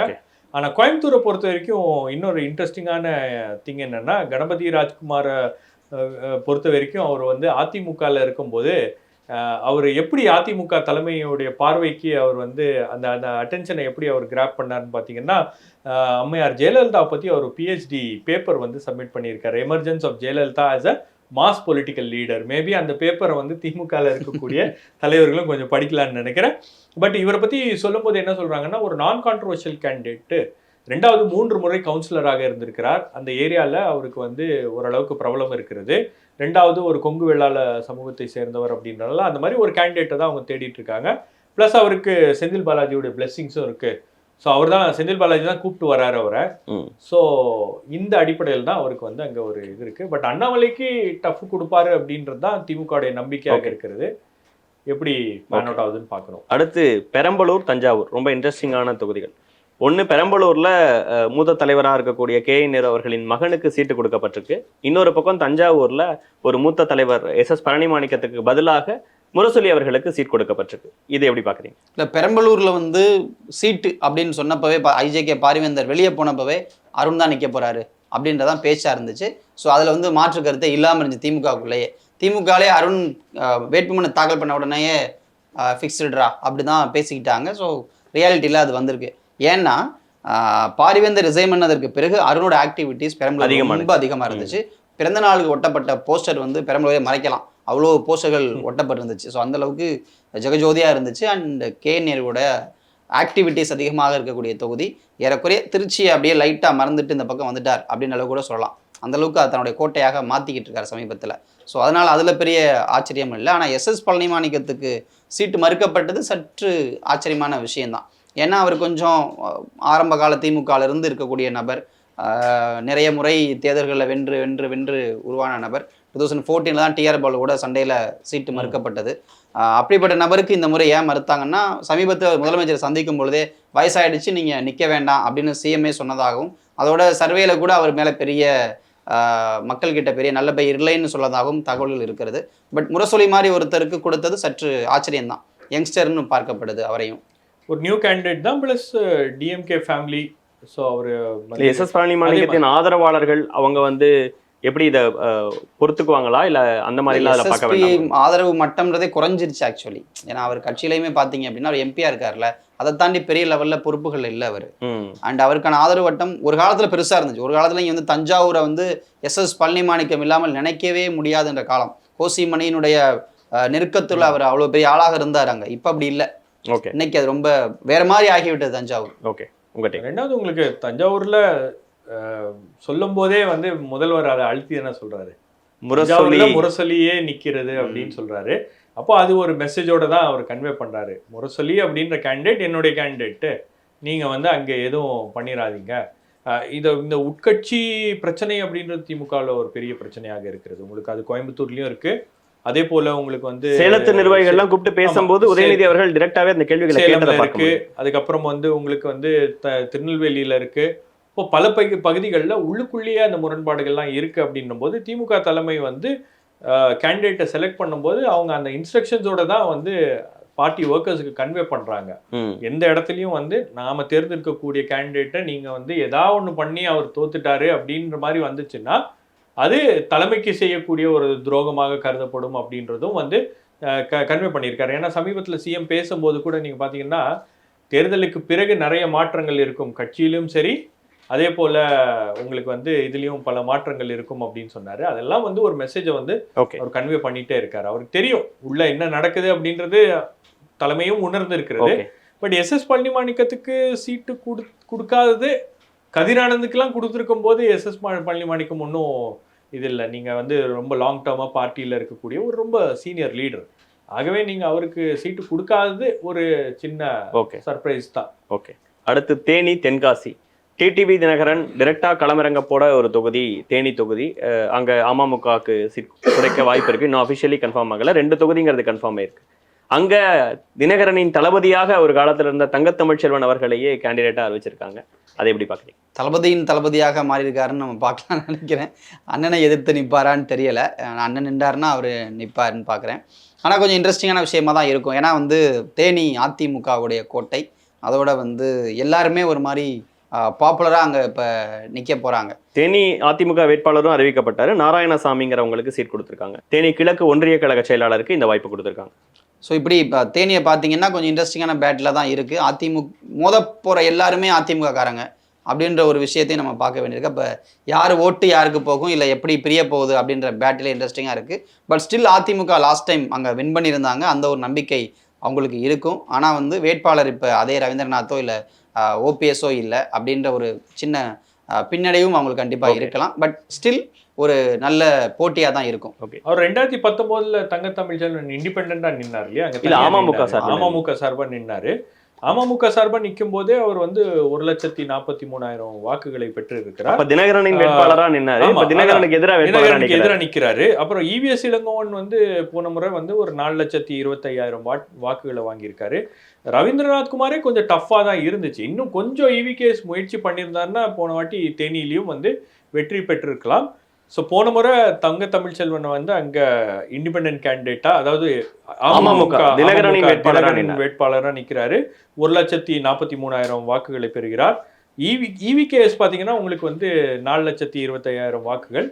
அதே மாதிரி ரவீந்திரநாத் குமாருக்கு வந்து ஒரு 5 லட்சம் வாக்குகள், ஒரு 5,000 தங்கத்தமிழ்ச்செல்வன் மட்டும் இவிகேஎஸ் மட்டும் சேர்ந்து இருந்ததுன்னா ரவீந்திரநாத் குமார் தோக்கடிச்சிருக்கலாம். இன்னும் கொஞ்சம் இவிகேஎஸ் இன்னும் கொஞ்சம் புஷ் பண்ணி நல்லா ஒர்க் பண்ணியிருந்தாருன்னா திமுக அணி கொஞ்சம் நல்லா ஒர்க் பண்ணியிருந்தாங்கன்னா தேனியில வந்து அதை பண்ணியிருக்கலாம். பட் அது அவங்க கொஞ்சம் லைட்டா எடுத்துக்கிட்டாங்க அப்படின்னு பாக்குறேன். ஆர்வன் மாதிரியான ஆட்களுக்கு மறுத்தது கூட ஒரு காரணமா இருக்கு. நீங்க தேனி ஆண்டிப்பட்டி இந்த ஏரியாலாம் வந்து ஆர்வனுக்கும் வந்து அங்க ஓரளவுக்கு செல்வாக்கு இருக்கிறது. அவங்க அதை பண்ணாம இருந்தது வந்து ஒரு பெரிய விஷயம். பட் என்னை பொறுத்த வரைக்கும் டிடிவி தினகரன் வந்து ஒரு 2 சீட்டுக்கு செட்டில் ஆயிருக்காரு பாஜக கூட்டணியில அப்படின்றது வந்து அவர் வந்து ஒண்ணு கொடுத்தாலும் போதும் இல்ல. அது ஆக்சுவலா பாத்தீங்கன்னா அந்த சீட்டு வந்து அந்த அக்ரிமெண்ட் சைன் பண்ணி அதை வந்து வாங்கும்போது அவருக்கே வந்து அதை ரொம்ப ஒரு மாதிரி அவருடைய ஃபேஸ் ரியாக்ஷன், பாடி லாங்குவேஜ் எல்லாம் பாத்தீங்கன்னா கொஞ்சம் வித்தியாசமா இருக்கு. அவர் வந்து ரொம்ப கம்ஃபர்டபுளா இல்ல. இன்னொன்னு என்னன்னா அவர் எங்கேயாச்சும் தனியா கழட்டி விட்டுற போறாங்களோ அப்படின்ற ஒரு பயமும் அவருக்கு வந்துருச்சு. ஏன்னா இந்த கூட்டணியை அவர் உறுதி செய்ததே எந்த மூத்த தலைவர்களும் போய் அவரை பார்க்கல. அவரே போன்ல வந்து கூப்பிட்ட உடனே நான் கூட்டணிக்கு வரேன் அப்படின்னு சொல்லிட்டு வந்துட்டாரு. அவராது வந்து சொன்னாரு. ஒருத்தர் 12 மணிக்கு 2 மணிக்கு போன் வந்த உடனே யோசனை வந்த உடனே கட்சியை கலைச்சிட்டாரு. பட் என்னன்னா உங்களுக்கு வந்து ஒரு 2 சீட்ஸ் வந்து ஓபிஎஸ்க்கு, 2 சீட் டிடிவிக்கு அப்படின்னும் போது இது என்ன மாதிரியான தாக்கத்தை அதிமுக மீது ஏற்படுத்தும் அப்படின்றது. இன்னொரு பக்கம் அதிமுக தொண்டர்கள்லாம் ரொம்ப கோபமாயிருவாங்க. இன்னொரு பக்கம் உங்களுக்கு வந்து சவுத்ல வந்து அது என்ன ரியாக்ஷன் வரும்னு தெரியல. பிஜேபி அண்ட் பிஎம்கே அலையன்ஸ் வந்து நார்த்ல இப்படி வந்துட்டாங்க, சவுத்ல வந்து அது என்ன மாதிரியான ரியாக்ஷனை கொண்டு வரும் அப்படின்றதும் ஒரு விஷயமாக இருக்கிறது. அடுத்து 2 பெண் கேண்டிடேட்ஸ் நிற்கக்கூடிய தொகுதி. முக்கியமான தலைவராக கனிமொழி அவர்கள் தூத்துக்குடியில களமிறங்குறாரு. தென்காசியில ராணி ஸ்ரீகுமார் நிற்கிறாங்க. தென்காசி வேட்பாளராக இருந்த தனுஷ்குமாருக்கு ஏன் வாய்ப்பு மறுக்கப்பட்டது, இந்த ராணி ஸ்ரீகுமார் பத்தியும் அண்ட் தென் தூத்துக்குடியில கனிமொழி அவர்கள் குறித்து. தனுஷ் எம் குமாருக்கு வாய்ப்பு மறுக்கப்படும் அப்படின்றது எதிர்பார்க்கப்படாத ஒரு விஷயமா தான் இருந்துச்சு. ஆனால் வந்து அந்த ஃபைட்டில் நிறைய பேர் இருந்தாங்க. ஆக்சுவலி தென்காசியில் எப்படியா திமுக வேட்பாளர் ஆகிடணும் அப்படின்றதுல ஈவன் பரிமளா அப்படின்றவங்க கூட இருந்தாங்க, செல்லதுரை இருந்தார், இன்னும் 2-3 பேர் கூட ட்ரை பண்ணிட்டு இருந்தாங்க. ஆனால் தனுஷ் எம் குமார் ஒரு மாதிரி இளைஞர் அணியில் வந்துருவாருன்றதான் எல்லாரோட எக்ஸ்பெக்டேஷன்ஸாக இருந்துச்சு. ஆனால் ராணி எம் குமார் கொடுத்துருக்கிறது ஒரு சர்ப்ரைசிங் ராணி ஸ்ரீகுமார் கொடுத்த ஒரு சர்ப்ரைசிங் மூவ் தான். ஆனால் பட் அவங்க பேசிக்கலாகவே ஒரு திமுக குடும்பத்தை சேர்ந்தவங்களாக தான் இருக்கிறாங்க கண்டினியூஸாக. அவங்க ஹஸ்பண்ட் வந்து திமுக விவசாய அணியில் இருக்கிறாரு, அண்ட் வந்து அந்த பகுதியில் நிறைய கவர்மெண்ட் கான்ட்ராக்ட் எடுத்து பண்ணக்கூடிய இருக்காரு. இவங்களுமே வந்து ஒரு டாக்டராக இருக்கிறாங்க. அப்படின்றப்ப அவங்களுக்கு இயல்பா சீட் கிடைச்சதுல ஒரு டிசர்விங்காக தான் இருக்கிறாங்க. அவங்க ஃபேமிலியில் ஒரு எக்ஸ் எம்எல்ஏவும் இருக்காரு, எக்ஸ் டிஎம்கே எம்எல்ஏவும் இருக்காரு. கரெக்ட். ஆக்சுவலி ஃபேமிலியே குடும்பமே திமுக குடும்பம் அப்படின்னு அந்த அந்த ஒரு லாயல்ட்டிக்கு வந்து கொடுத்துருக்கக்கூடிய ஒரு வாய்ப்பாக இருக்கிறது. நிறைவா ஸ்டார் தொகுதி தூத்துக்குடி உங்களுக்கு வந்து கனிமொழி கருணாநிதி தென்காசியுமே ஸ்டார் தொகுதி தான். இப்போ நீங்கள் வந்து கிருஷ்ணசாமி நிற்க வாய்ப்பு இருக்கிறது, ஜான் பாண்டே நிற்பாருன்னு சொல்லி பேசுகிறாங்க. இல்லைனா ஜோகோ வேண்புவினுடைய சிஷ்யன் ஆனந்தன் ஐயாசாமி நிற்பாருன்றாங்க. அப்படி அதுவுமே கொஞ்சம் வெயிட்டான தொகுதியாக தான் மாறி இருக்கு. ஆக்சுவலி இங்கே மட்டும் கனிமொழி மட்டும் தான் நிற்கிறாங்க. ஆப்போசிட்டில் வந்து கனிமொழி அளவுக்கு யாருமே இல்லைன்ற லெவலில் இருக்கு தூத்துக்குடியாச்சும். ஓகே, தென்காசியில் எல்லாருமே ஈக்குவல் ஃபைட்ஸ் கொடுக்குற மாதிரி இன்ட்ரெஸ்டிங்காக இருக்கு. ஏன்னா தென்காசியில் உங்களுக்கு கடந்த முறை டாக்டர் பிடி கிருஷ்ணசாமி, புதிய தமிழகம் கிருஷ்ணசாமிக்கு கிட்டத்தட்ட ஒரு 3.5 லட்சம் ஓட்டு வந்துச்சு அதிமுக கூட்டணியோட. இந்த வாட்டியும் வந்து அவர் அதிமுக கூட்டணியில் தான் போறாரு. அவருக்குன்னு ஒரு 1.25 லட்சம் வாக்குகள் வந்து அவர் சேகரித்து வச்சிருக்கார். ஒரு கிரவுண்ட் ஒர்க் பண்ணியிருக்காரு. அவருடைய மகனுக்காகவும் வந்து சீட் ட்ரை பண்ணிட்டு இருந்தாரு. பட் அது சரியா வரல அப்படின்னாங்க. பிஜேபியோடையும் பேசிட்டு இருந்தாங்க. இன்ஃபேக்ட் பிஜேபியோட பேசும்போது அவர் கேட்டது ராஜ்யசபா. ஆனா பிஜேபியால ராஜ்யசபா நாங்க கமிட் பண்ண முடியாது, எங்களால வந்து எல்லாருக்கும் ராஜ்யசபா கொடுக்க முடியாது, எல்லாம் வரவெல்லாம் ராஜ்யசபா கேட்குறீங்க அப்படின்ற மாதிரி அவங்க இருந்தாங்க. பட் அது அவர்கள முடியாது அப்படின்னோடனே அவர் அதிமுக பக்கம் போறதா முடிவு எடுத்துட்டாரு. அந்த ஓட் கன்வர்ஷன் அப்படின்றது நடக்கும் அப்படின்னு எதிர்பார்க்கறாங்க. தூத்துக்குடி தொகுதியும் நிறைவா இதுதான் 21வது தொகுதியை நான் தூத்துக்குடியை குறிப்பிடுறேன்.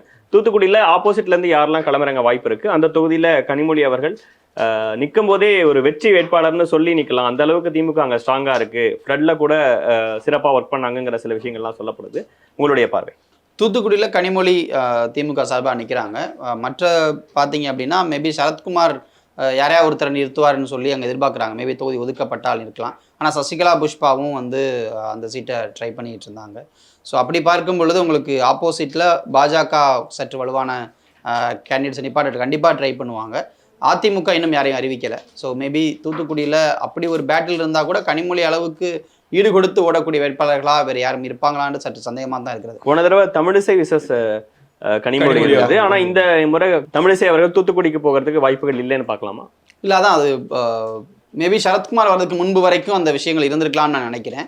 இப்போ தமிழிசைக்குமே தூத்துக்குடி போகிற விருப்பம் இருக்காது. தெரிஞ்சே தோக்குறதுக்கு தமிழிசை விரும்ப மாட்டாங்கல்ல. அவங்க அட்லீஸ்ட் ஒரு டஃப்பாவது கொடுத்து பார்ப்போம் எங்கேயாவது அப்படின்ற இடத்துல தான் நகருவாங்கன்னு பார்க்குறேன். ஏன்னா தூத்துக்குடி இப்போ வரையும் அவங்க போவே இல்லை.